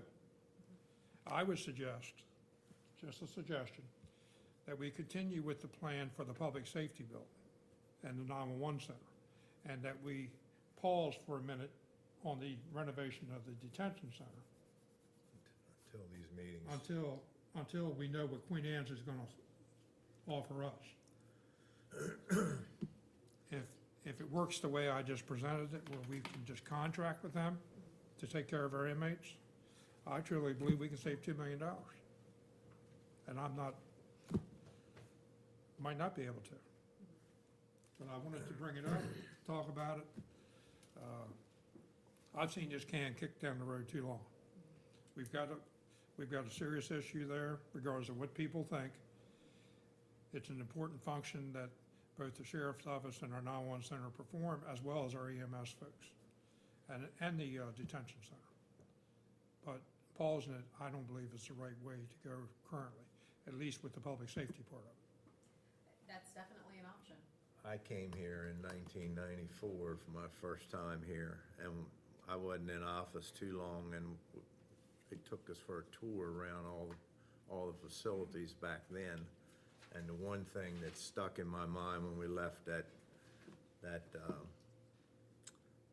when we went around the county and looked at all the facilities, the one big problem that was highlighted to me then was that 911's down in a basement,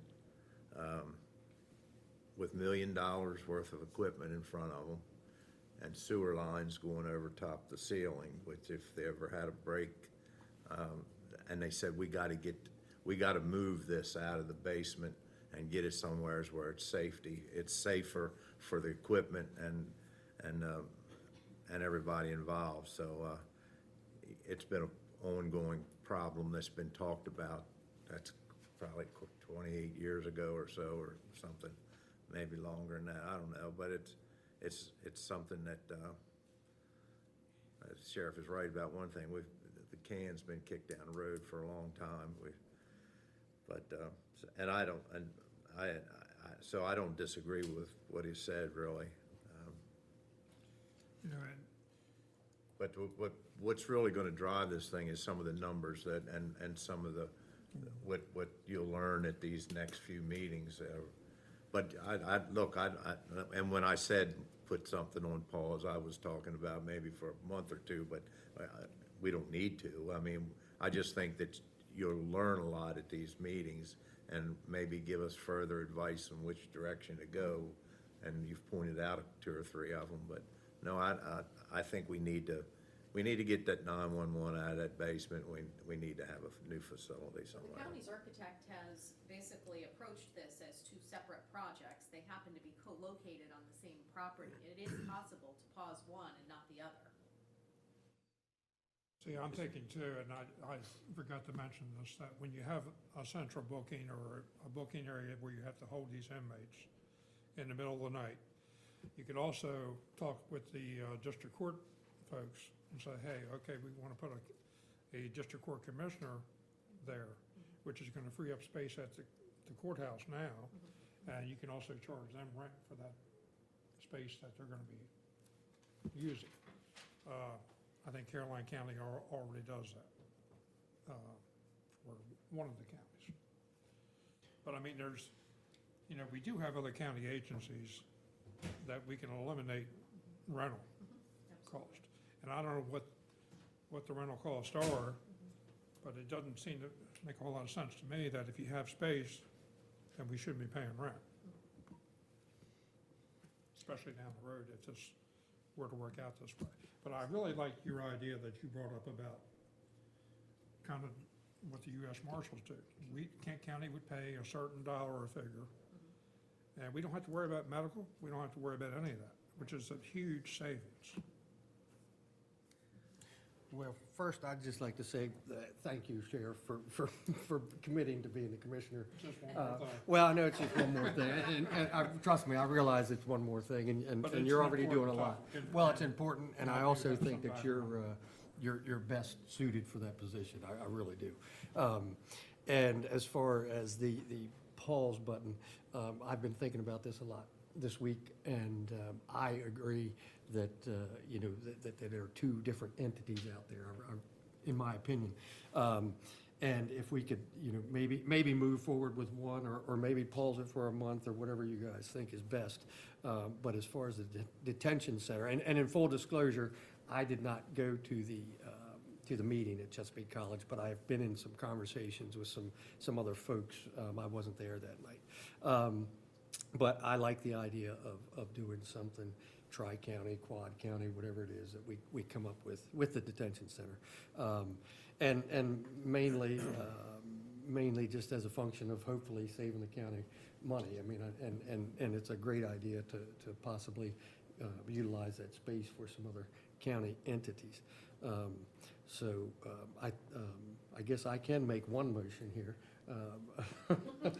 I make a motion to appoint Commissioner Price I'm not going to second.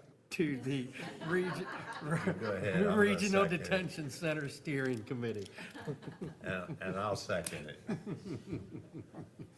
So we have a motion and a second. All in favor, say aye. Aye. Aye.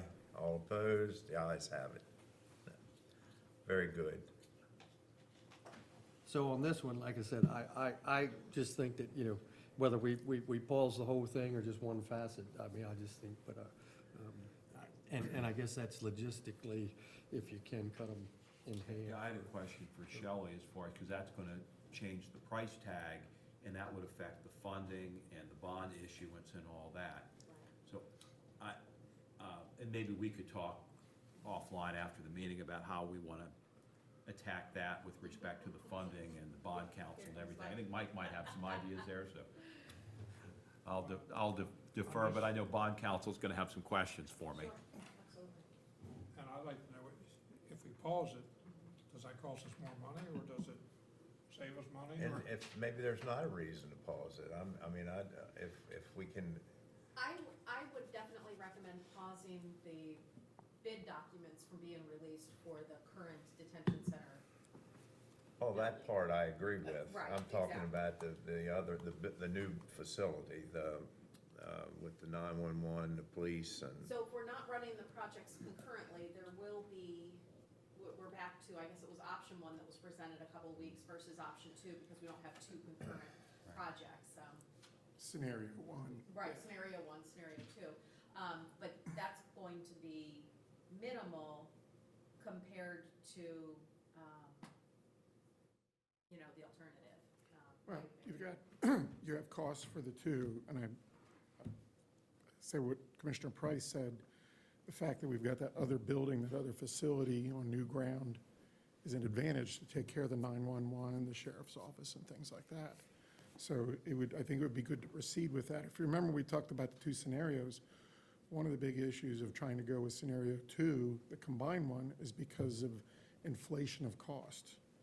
So the longer you wait, everything gets more expensive every year to try to pull the two together. So in light of allowing time to consider the multi-county facility, it would be, the best savings is to continue with the public safety building, Sheriff 911, get that done because it's a standalone kind of thing. And then we just pause on the detention center to see where the economics work out in terms of the tri-county or having our own facility. Because that's just going to delay things a little bit more to do that. So it's like anything, the longer you wait, pay me now or pay me later kind of deal with everything, including a facility like this. But yeah, I would encourage with the effort that we've gone so far, the investment in time and money to establish the feasibility study to identify what we need for the public safety part. I'd like to see that proceed in terms of getting that done as efficiently as possible. The one thing we will have to consider if things get delayed is we'd hit that booking, the booking facility was going to be in the detention center, central booking. I would think that would make sense because they already got the Sally Port around back, Right. which is a good security barrier there. But, and I'm thinking that if this is the way we were going to go, just with a central booking and a area for the, because Queen Anne's is not going to want to do the pretrial release stuff. Probably not. They're not going to want to. So Kent County's still going to have to do that, which is going to be nothing more than surveillance, Some office space. some office space, employees, and, you know,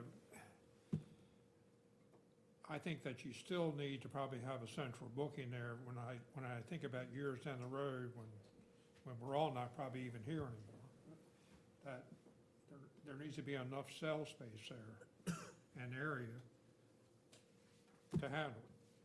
So I'm thinking, you know, and again, you gotta have your female cells, you gotta have your male cells, and, Juvenile. you know, I'm not an expert when it comes to projecting that kind of stuff. But yeah, juveniles too, which is probably real minimal. It is. Yeah, given the laws of It's today. real minimal. Yeah. But Yeah. you have to, in order to be certain, you know, To be able to facilitate that accredited, work, right? and you have to be able to do all that. My comment there is that when we consider central booking, that was in the detention center itself. So it's not we just do this and there may be some other work that we'd still want to get done in the detention center I with think that that's, transition. I think that's a good idea. Yeah. That you maybe you start back in the back where the intake is, and start kind of maybe renovating some of that out to a certain point. And I suppose the question is, and we don't necessarily have to answer Because this you're gonna need it. today. Regardless. We do have county spaces that are being rented, but we also have, of all of the facilities that we would be, of all the departments that we would be extracting from that building and/or other sites for the new spaces, could any of that be accommodated in the existing walls? For example, the EMS, you know, could a wing of the current detention center structure be an EMS office? Maybe it can't be, maybe we're not even interested in that, but I don't think it should be overlooked. EMS, that is a pole building type thing like we talked about, to move them down there to do that. So Well, you could have an EMS office in one little section there because they have to have an administrative office. But when it comes to housing of the ambulance and the chase vehicles that, you know, the paramedics ride in, that could certainly be a pole building. Yep. That's what the current structure is, Yeah, we right? we incorporated a pole building towards the front of the entrance there for the EMS.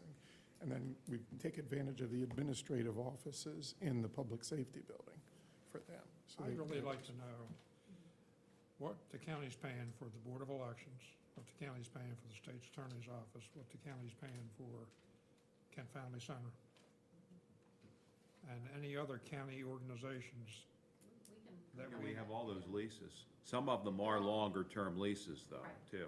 Right. But is there a clause in their time to give notice? And I'm I'll sure have there to is. check. They were all negotiated at different times. I know the state's attorney's office lease was renewed not that long ago, and I think that was a multi-year lease, wasn't it? I don't remember about the state's attorney, I know Department that was But the one. even so, it would take time to renovate those Right. spaces in the current detention center. Oh, I yeah. don't see that really being. Yeah, my guess would be by the time the detention center or whatever that is ready, Right.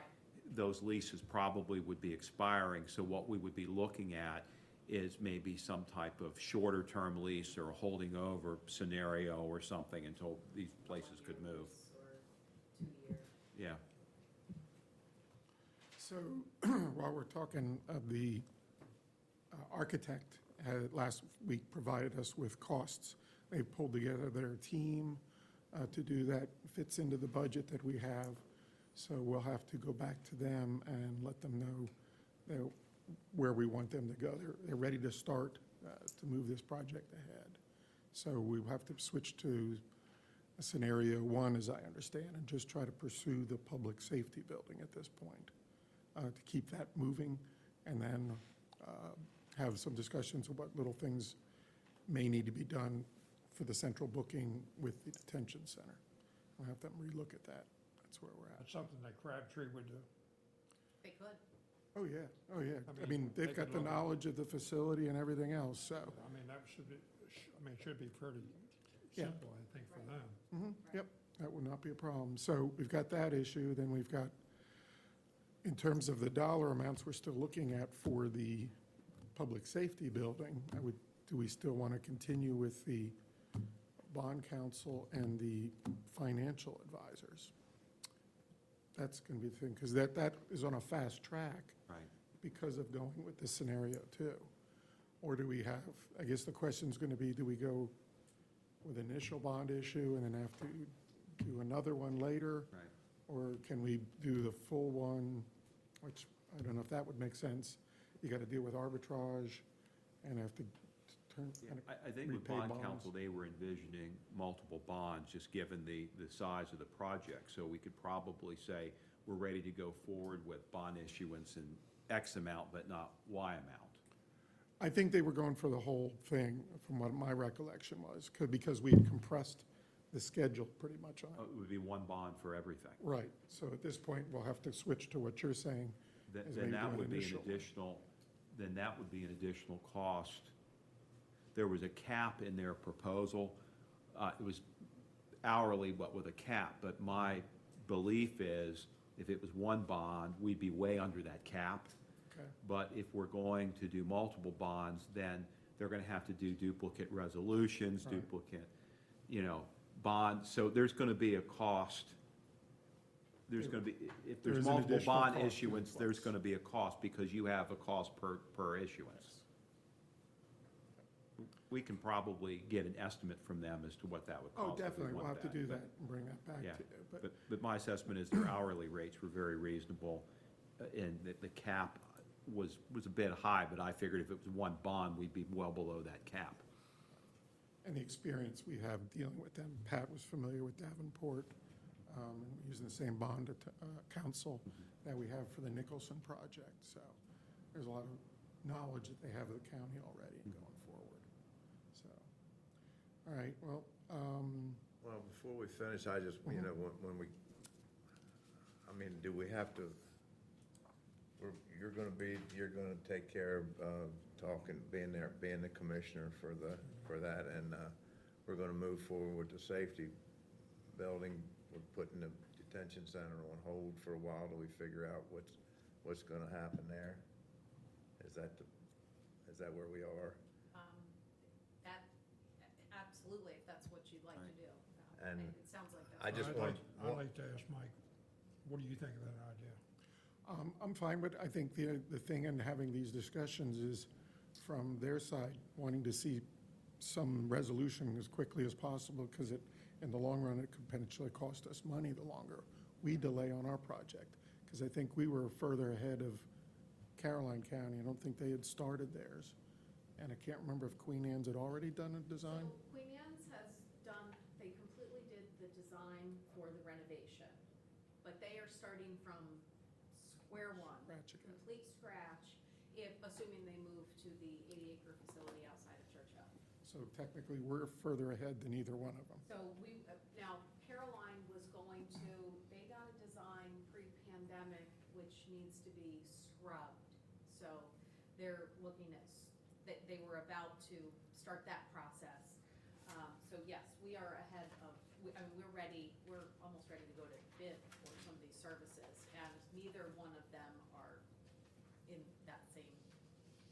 Was Caroline, the feasibility study redoing, or are they doing the I design? believe it was the design. Okay. So, Well, it sounds like Kent County is, obviously, we're further along, and nobody up here or in this room wants to waste money. But if this over the next 10, 20 years ends up saving us, which sounds like to me it could be a considerable amount of money, then unfortunately, I think that, you have to cut your losses sometimes and just move forward with things a little bit. So, I mean, timing's everything, and unfortunately, this was just this ball just started rolling. And we're where we're at, but this other ball is over here. And I just think that it's worth pursuing for the citizens of Kent County to moving forward. Yeah, I'm not against any of that. I think that just to keep in mind is that we want to keep that moving so we can make an informed decision ourselves, once you know where they're coming from and where we're coming from, so we can get something. That's just, things keep getting, as we know, especially now, the cost of everything just keeps going up, so I want to keep that in mind in terms of a decision, so. And I'm gonna go on record as saying too, I mean, obviously, we're having some discussion about the detention center and all this stuff.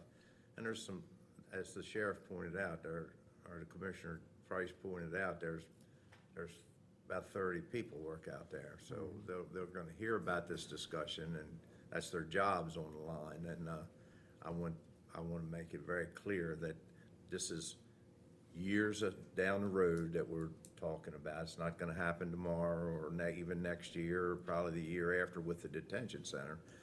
But I'm going to go on record as saying we're going to do all we can to make sure nobody loses a job unless it's through attrition. We got other places we can put people, and this is years down the road, but I don't want anybody getting nervous about, oh my God, I'm getting ready to lose my job. That's not what this discussion is about, nor will we let it get that way. So- Correct, and even from the other counties' perspectives, they have said the same thing, that there's no intention for anybody to lose a job, they would simply be No, absorbed but in the new facility. I've had discussions like this before, and the conversation gets out, and then people get all excited about it. That is not what this is about. We're a team, all the employees. In Kent County, we're all a team, and we're gonna stay that way. And when we lose people, it's through attrition, retirement, whatever, but we'll make it work. But I don't want anybody getting excited. I'm glad you brought that up. We because value I everybody's, hope yeah.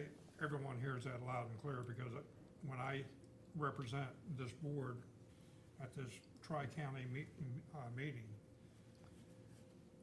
I'm looking at saving dollars for our citizens, having the best service for dealing with inmates, and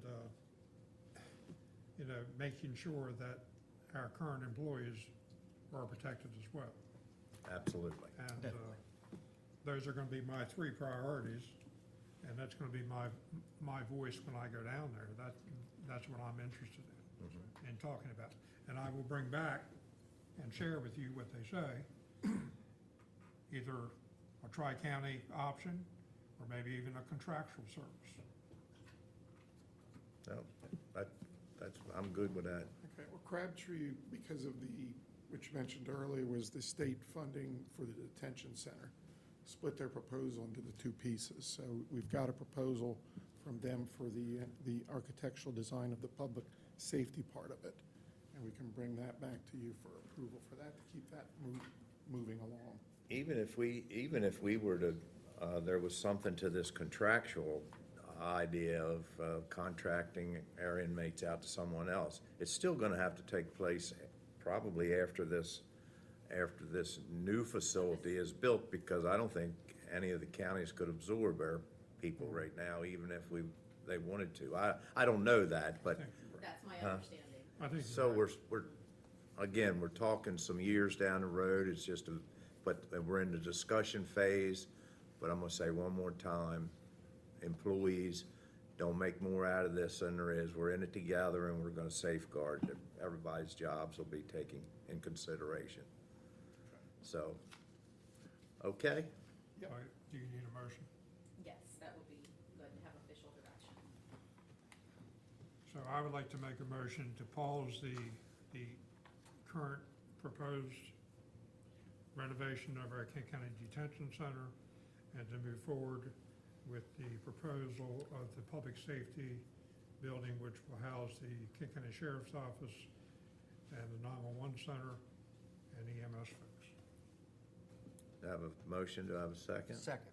Okay, motion and a second. All in favor, say aye. Aye. Aye. All opposed? The ayes have it. Thank you. Do we want to jump down to the items as far as the bond council? That makes sense since we're Yeah. on that subject. And this is why, again, I was moved up on the agenda, and so now that's going to clarify some of the items that are currently in the line. Okay, if, I have 5 things on the agenda, but first one I'd like to take into account would be requesting approval to sign the engagement letter for bond counsel to represent the county in connection with financing of the public safety facility project through the issuance of a public offering of competitive bid obligation bonds. This is the firm of McKenna, Sheldon, and Henn, LLP, as bond counsel. They are already representing us for the Farmers Home, USDA project for the Nicholson groundwater treatment facility. And I can add, they began representing us after a competitively bid process. We did an RFP for bond counsel several years ago, and they were the lowest responsible and most responsive bidder. I would add this, that I think it would be, if we approve this, it would be subject to revision, because right now, the scope of the project may be different. And if the engagement letter contains a fee cap, and if we're not going to go forward with the detention center project, or if that's scaled back, my opinion is that that fee cap probably should be lowered. So I would request we do this contingent approval, or approval subject to revision, depending upon the scope of this project. Because if the project is reduced, I think the fee cap should be reduced. So the engagement letter, we'd approve that as is and then negotiate down, so which would have the maximum, but we'll be negotiating it down. Yeah, with regard to the fee cap, I think, see, the engagement letter sets forth hourly rates, which in my opinion are fair and reasonable. And it also sets forth a fee cap, so no matter what they do, the total cost to us is capped, and I think it's capped at $45,000. That's based on it being a $29 million project. If this project is cut in half and we're not doing a project of that size, then that fee cap, in my opinion, should be lowered. That would make sense. Right. So the motion, Tom, you can help out on this. Sure. To approve signing of the April 4th, 2023 engagement letter for bond counsel to represent the county in connection with financing of the Public Safety Facility Improvements Project with the firm of McKinnon, Sheldon, and Henn, LLP, for no more than, was it 40? I think it was $45,000. $45,000 in fees, with direction to, for staff to renegotiate a reduced fee. Correct. To renegotiate that $45,000 amount, depending on if the project is reduced in size, it would follow that fee cap should be renegotiated, reduced. So I'd like to make a motion on exactly what Mr. Moles just said. Very good. There you go. Very good. I think I'll second Mr. Got a Commissioner motion, Price. motion and a second. All in favor, say aye. Aye. All opposed? The ayes have it. Thank you, guys, just Thank trying to you. help. Thank you. Okay, now, since we have the bond council, one of the first actions that they take is, this is for a request for approval to sign a declaration of intent resolution to reimburse expenditures for the public safety facility project with the proceeds from debt to be issued by the county. This is a similar resolution that we did for the Nicholson groundwater treatment facility. Basically what it does is that says if we incur expenses for design or whatever, that we can reimburse ourselves once we get the proceeds of the bond issue for it. So, Questions? I have none. I'd like to make a motion to approve signing the resolution 2023-06, declaration of intent to reimburse expenditures for the public safety facility project with the proceeds of debt to be issued by the county. Second. Motion and a second. All in favor, say aye. Aye. All opposed? The ayes have it. all right, thank you. All right, we'll go back to the beginning here. And I Oh, do sure, want to go ahead. say, from listening to the discussion here today, it's clear to me that if things work out in certain directions, that we're making an investment in something, but it could also be a real cost saving as well with all the different options that's been laid out here. 308,000. A year. Well, so it's not just looking at it as a big expense the county's getting ready to take. I think it's also a way to possibly save some large numbers of, in the future, especially in the future. Absolutely. So, sounds good. Okay. All right, so the first item out of my agenda was the Tolchester wastewater treatment plant, the influence screen contract award. We publicly advertised bids for construction replacement of the existing screen at Tolchester wastewater treatment facility. We had 3 bidders responded on April 6th with bids that range from $600,914 to $951,200. M2 Construction has been determined to be the lowest responsive bidder. The design and the engineer and the county operations staff are recommending award of option 1, which is using equipment from Lakeside Equipment Corporation as the equipment to be installed. Both the staff and the design engineer experience with Lakeside as a manufacturer. The design was built around Lakeside, but we did provide an option for another manufacturer, try to keep Lakeside honest. So it's a little bit more. It's still within budget. The funds for this project would come from designating remaining ARPA funds to do the construction. This is an overall project because ARPA funds had funded the design as well as we have our construction management through it. So, any questions on that? No, but not a question, but a comment. This will be paid through that ARPA fund. Correct. That was provided to us for, by the state. I guess that was the state funding or Through federal money, yeah. But it was to do exactly what we're doing with the money. It was for infrastructure repairs and extensions and things. So this is not coming out of the general fund, it's coming out of the ARPA fund. That is correct. And if you remember when we're talking about the budget, looking at the numbers that we have on the list, once we add this project onto it, will be just under $200,000 of remaining ARPA funds to be utilized. And we had talked about possibly doing design to get shovel-ready. We're doing the Kennedyville pump station and look at replacing the press at Wharton. Get a design, and then we've got that in the capital budget, and we'll also look for potential grant money for that. So I'm doing my job to use as much of that money as I can. It is funny how small counties like, we couldn't be any more open about how we've spent this ARPA money. I mean, it's all been done in infrastructure repairs and stuff for water and sewer, the vast majority. And then you hear on television on the news where our biggest city in Maryland and stuff, they have no clue where that money went or what they're going to do with it. So I think, it just amazes me that the the smaller counties and stuff seem to be able to do it right, and I think we can take pride in that, yeah, so. We literally attach a summary every single agenda. We're overly cautious about making sure that if we get money to use for infrastructure, that it's used for infrastructure. It's not, You better be able to show where it went. yeah, and I think we can take great pride in that. But anyhow, good. We need a motion for you to spend that. Correct. I'd like to make a motion to approve and sign a contract with M2 Construction in the amount of $914,000,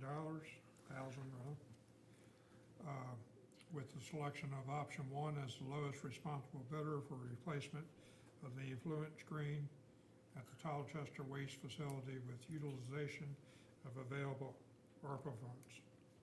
Second. Motion and a second. All in favor, say aye. Aye. All opposed? The ayes have it. Thank you. I have a comment real Sure. quick. The other day, I saw an email talking about federal funding that might be available for infrastructure in rural municipalities and jurisdictions. Did anybody else see that? I'm not sure which infrastructure pot of money this is. It came from, From Kimberly Cradaville. Yes. Yes. Mhm.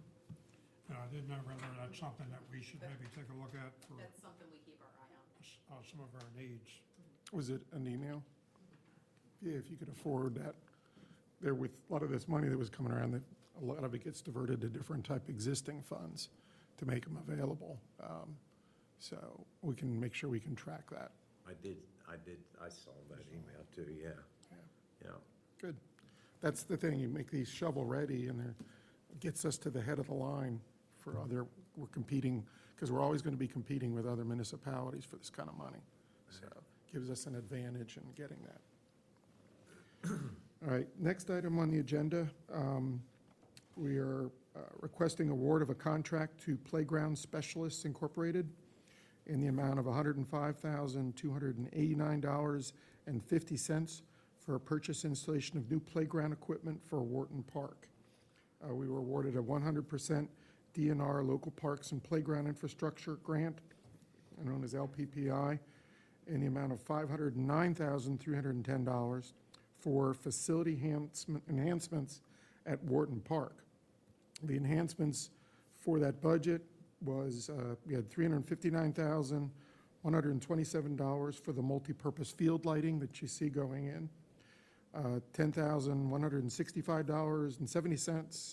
$10,165.77 was for the electric service extension for that field lighting.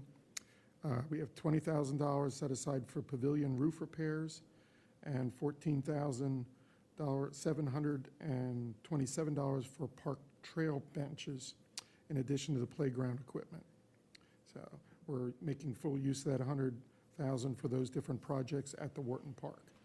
Playground Specialties is also had contracted to do some other work, so we're consistent with the type of equipment we're getting. That'll be at Eadsville as well. The reason we're with the playground equipment is safety standards are constantly changing over the years, so we're not going to have any jungle gyms, real tall slides, anything like that we used to enjoy when we were kids.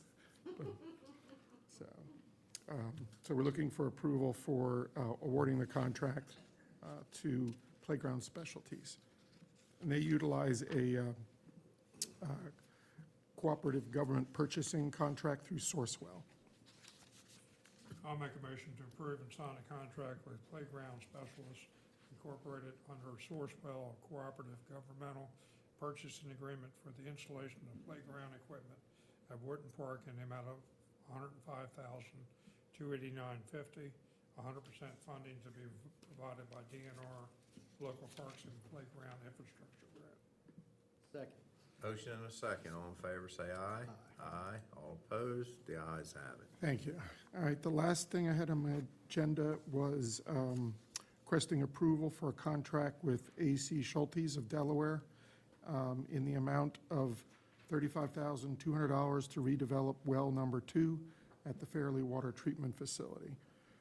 This is part of that 5-year capital plan that we have in the Water Wastewater Division budget to rotate through the different wells in our county community water systems to prevent the wells from reducing their yield as a result of porosity due to iron and hardness buildup.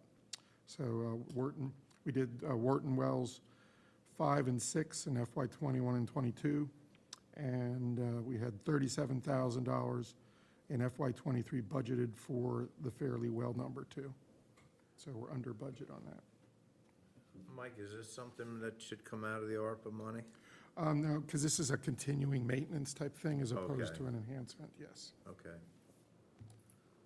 All right, I'll entertain a motion. I'll make a motion to award a contract to AC Schultz of Delaware Incorporated as the lowest responsive bidder in the amount of $35,200 to redevelop the community water well number 2 at the Fairleigh Water Treatment Facility.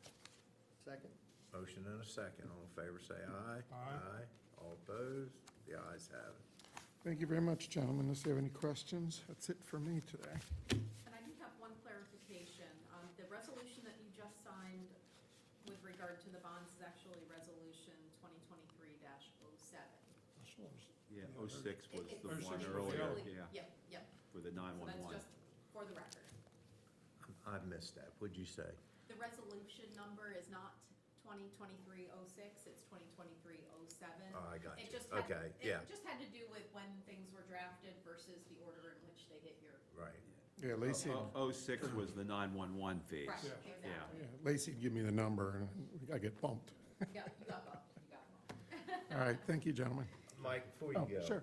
We got, I know John, Commissioner Price and myself both got a call yesterday from Herman Hill and about a piece of property he was gonna try to get a hookup for down there, and it's on the, Off of Gray's Creek. yeah, it's, you know, if my memory serves me, the Green Lane project had some growth built into that. But then you go down to the next Allen's Lane project, which were separately done. The Allen's Lane project was, it says, was for failing septic systems, to just fix them. And if my memory serves me, I don't think there was growth built into that system. But when they put it in, and we probably need to have a discussion about this again, because it seems to be happening over and over, or at least the Nelson boys, that proposal is still hanging out there, and it kind of falls in the same line. There was this place where they want this hookup is the old Ella Brooks Farm. It used to be a store on the right going down East Neck Island Road. It's in our service area because there's houses on the other side of it that are served. But what I've always read in these things is when that system went down there, anybody that had a house or remnants of a house or a history of some improvements that took place could be eligible to be hooked up. Now, if he'd have done it when that system was put down there and brought it up, it would have got it for free. That's gone away. But there was a home, Miss Ella Brooks had a house on this farm. It's on the left going down at East Neck, almost to the end of our service area, but it's within our service area. But the fact, and he's not asking for it for free, just asking for the right to be able to apply, to be granted one. And the idea that there was a home there, it is certainly, in my opinion, and we've had this discussion a little bit in the past, but it shows that there was an improvement made to that piece of property prior to the project going in place. And you know, I don't like turning them down because it means revenue to pay for the systems. But I think the fact that it was an improved property and there was a home on it, in my opinion, should give us the right to give him a hookup, sell him a hookup, excuse me. And if that was to happen more than once or twice, then I think, then the question comes, do you have enough, are the lines sized enough that we can comfortably take on a few other places down there? Yeah, we've, in my 5 years here, we've had this issue coming up in how we're directed by the comprehensive water and sewer plan in terms of where they are.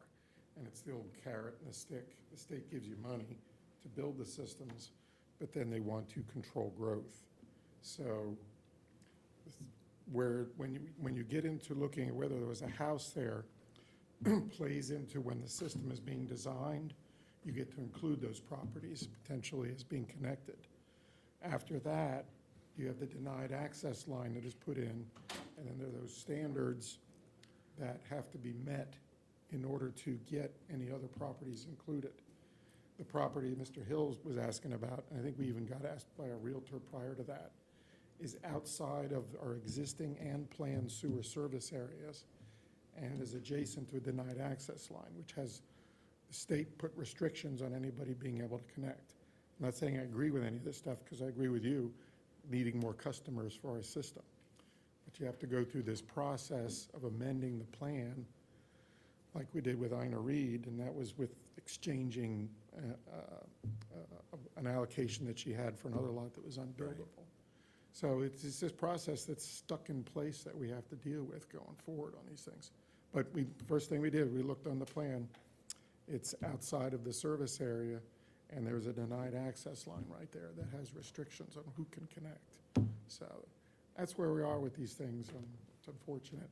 I'd love to have a way to get out of that, but And the one thing I guess kind of sticks in my craw a little bit is the fact that we, with the Nelson piece of the Nelson property, we contacted the state, sent them a letter, explained the situation, waited for a reply.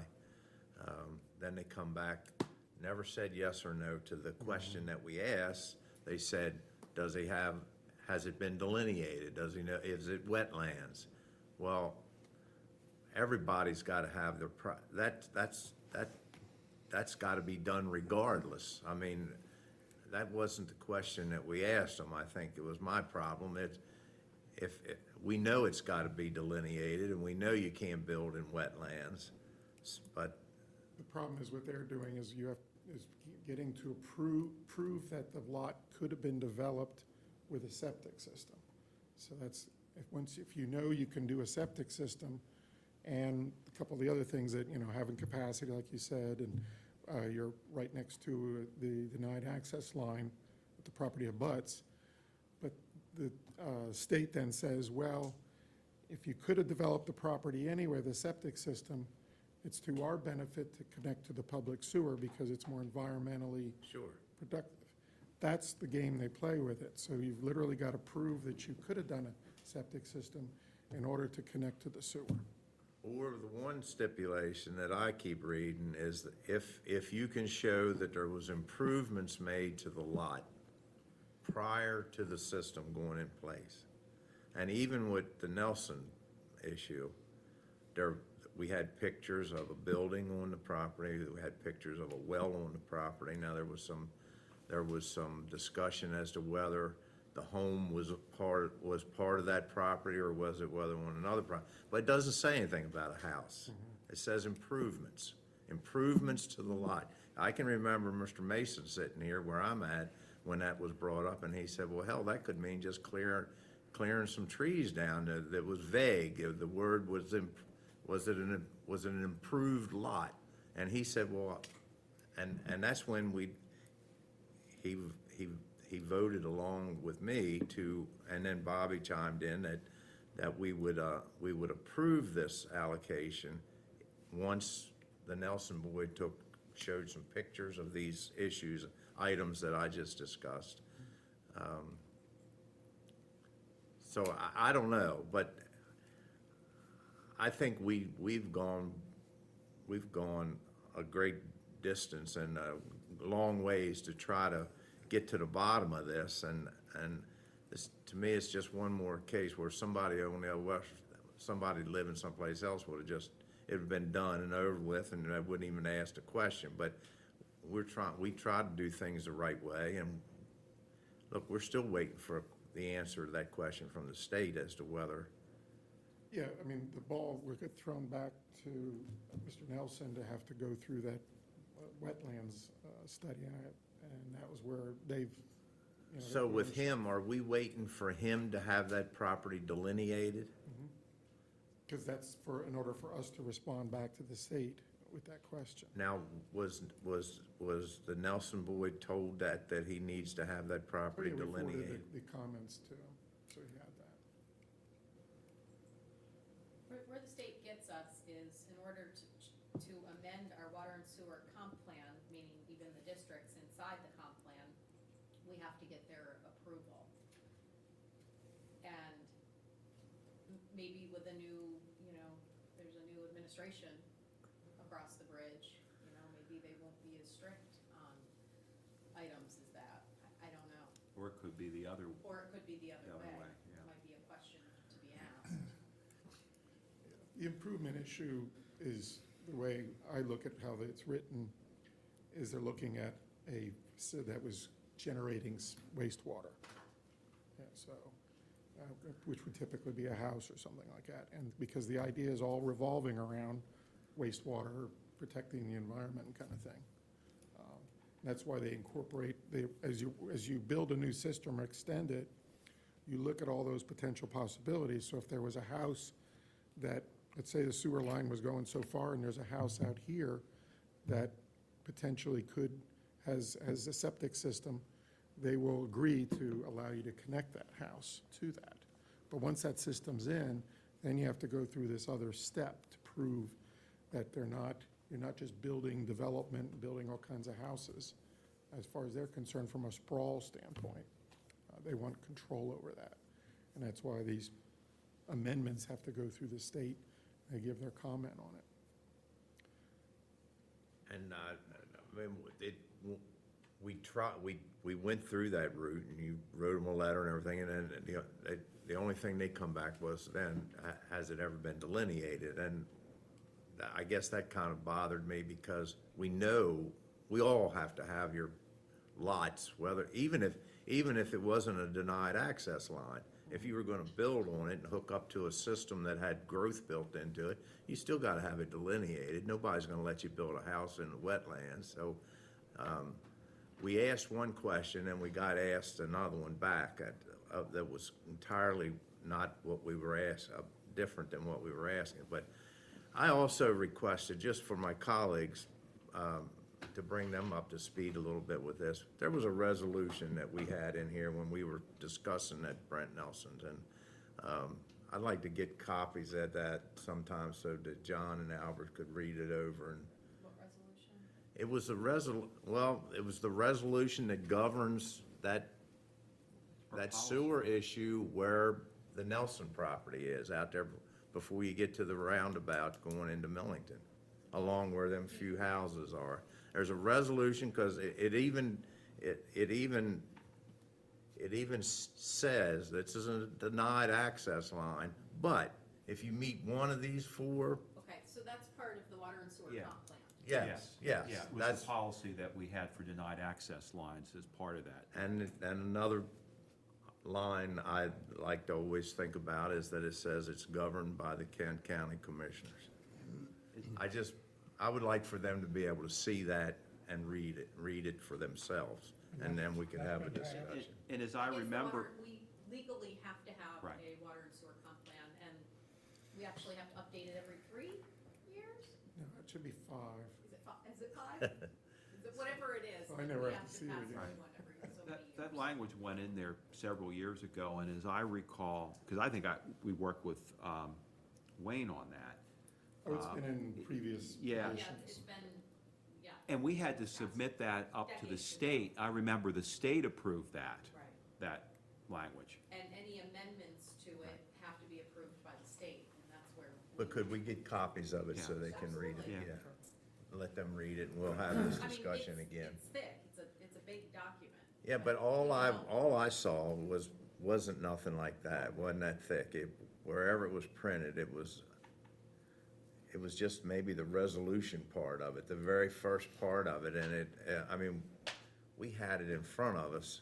Yeah, it was one page. It was Yeah. the section that dealt with the denied access line policy. Just the one page from the Yes, water and sewer. that's what it was. That's I think probably it was- true. It was a memo, it was the memo I did for it, because what we've had. But it's, Yeah. but it's actually in there, in the larger document that Shelley is referencing, there's a page, it might be one, at the maximum, 2 pages. That's what I'm talking, Right. that's it. And that was the policy for the denied access line, and that was in this Absolutely. water sewer comprehensive plan.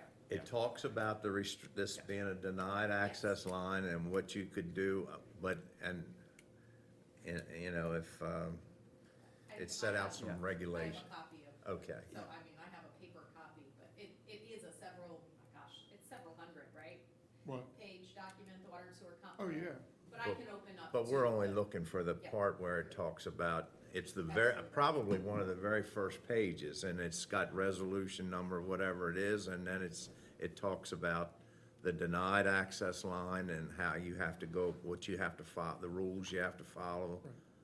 Yeah, we get inquiries about different properties, and they'll ask about it, we say no, and then we can give them, we actually do a letter that shows these are the steps you have to go through. It's exactly what I did with Mr. Nelson. Said, here's, you know, what we have to do to convince the state to be able to give the approval for. And providing another sewer. thing it spells out, it even says, and even if you meet one of these guidelines, You gotta meet them you all. get one allocation. Right. It's Oh, yeah. limited to that. It's not like you're building a housing development or something like that. It's an exception. It allows for you to make an exception if you meet one of these 3 or 4 criterias, which one of them, like you pointed out, was if you could already get a perk test, well, then obviously you're gonna let them hook up to the system. The other one says if there was some if you can show improvement to the lot prior to the system going in place, that's another reason for taking a look at it or considering. So maybe we'll once my colleagues and myself see that and read it over again, and we'll have that conversation again, because I like to get, either it's yes or no, and get it, I don't like it lingering out there. No, I agree with you. And I never run into the Nelson boy that he doesn't ask me about it, and it's either a yes or no, and I want to get him an answer. Yep. All right? All right, thank you, gentlemen. Thank you.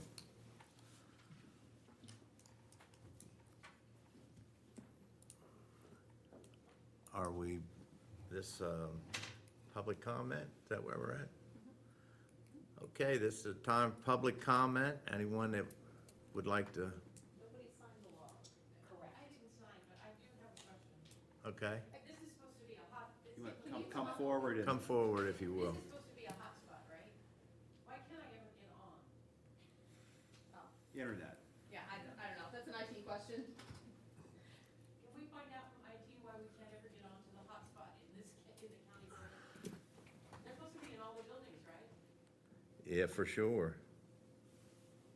I actually don't know if it's all county buildings. I think it's a Wi-Fi area, but I don't know it's designated as a hotspot. As a hotspot, right? Hotspots are like when you're outside and you The create an area. Fountain Park. Kent Hotspots does show up as a choice on here, but I know it's difficult to connect to it, because my computer sometimes has tried to connect to that one, and it's been unreliable. Yeah, I'd have to get back. And y'all all day yesterday, I couldn't get in or hooked to the internet, and I said something, and Tanya fixed me up yesterday with it. I figured it was something I dummied up You and, have to have a secret handshake, apparently. Well, it's showing up as on mine. You can see the hotspot. Get into it. Right. We're connected to the KC Wi-Fi, but then another choice is hotspots. And when you try to connect to that, sometimes you can, sometimes you can't. Right, I've Yeah. been on the hotspot before, but Yeah. lately I've never been able to get into the hotspot. We'll have IT look into it. Yeah, I can, Not quite sure why that's happening. because It's definitely not the most important thing that you guys have on your. yeah, my phone is trying to connect to it. Let me just see if I can. We have one more item in closed session. It says IP configuration failure. In the weekly report, I just have a comment. In the weekly report, we received some information from Mayor Foster. And I took a look at it.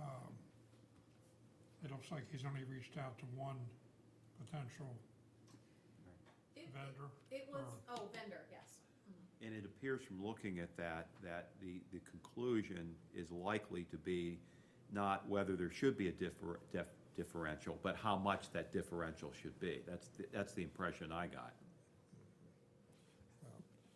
In all fairness, I think we should ask him, or respond back to him and thank him for his efforts and hard work, but I'd like to see a couple other proposals from other vendors, I'll reach out. if that makes, I agree.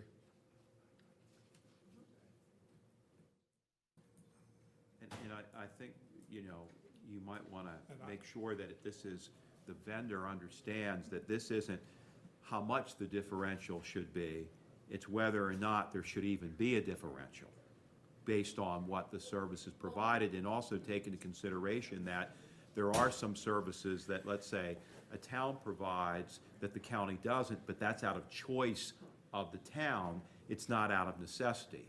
For example, certain things, a police department, that's a choice. So I think that needs to be taken into consideration, what is provided out of necessity and what is provided out of choice. And what we can ask him for is the RFP, or what did he release to a potential firm? Or Right. what does he plan on releasing to a potential firm? And maybe ask for approval of that before he reaches out to any. Right, because how you frame the question has a lot to do with what the outcome's going to be. Absolutely. yeah. Good idea. Great thinking. Sorry, I didn't mean to step on you, but No, wanted to offer and- this comment. And I'm not sure that looking at previous years is the way we want to look at this thing. I mean, I'm not looking at reimbursement for the last 2 or 3 years. You could add Oh, no. Nicholson landfill, what we've spent in Nicholson If that's the landfill. case, yeah, we're gonna include that. Yeah.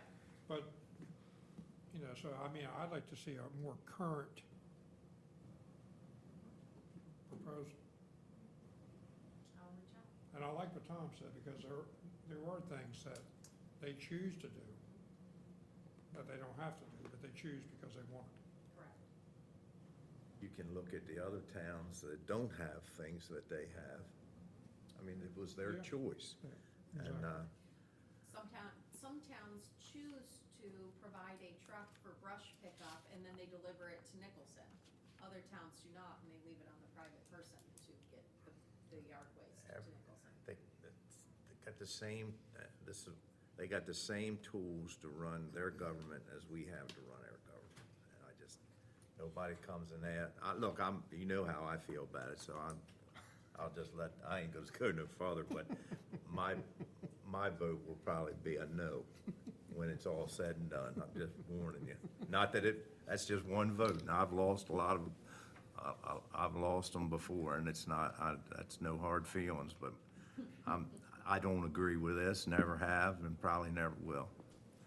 Anyhow, I need a motion to go into closed session. Well, by the way, we had nobody wanted to comment other than Ms. Christensen about her phone.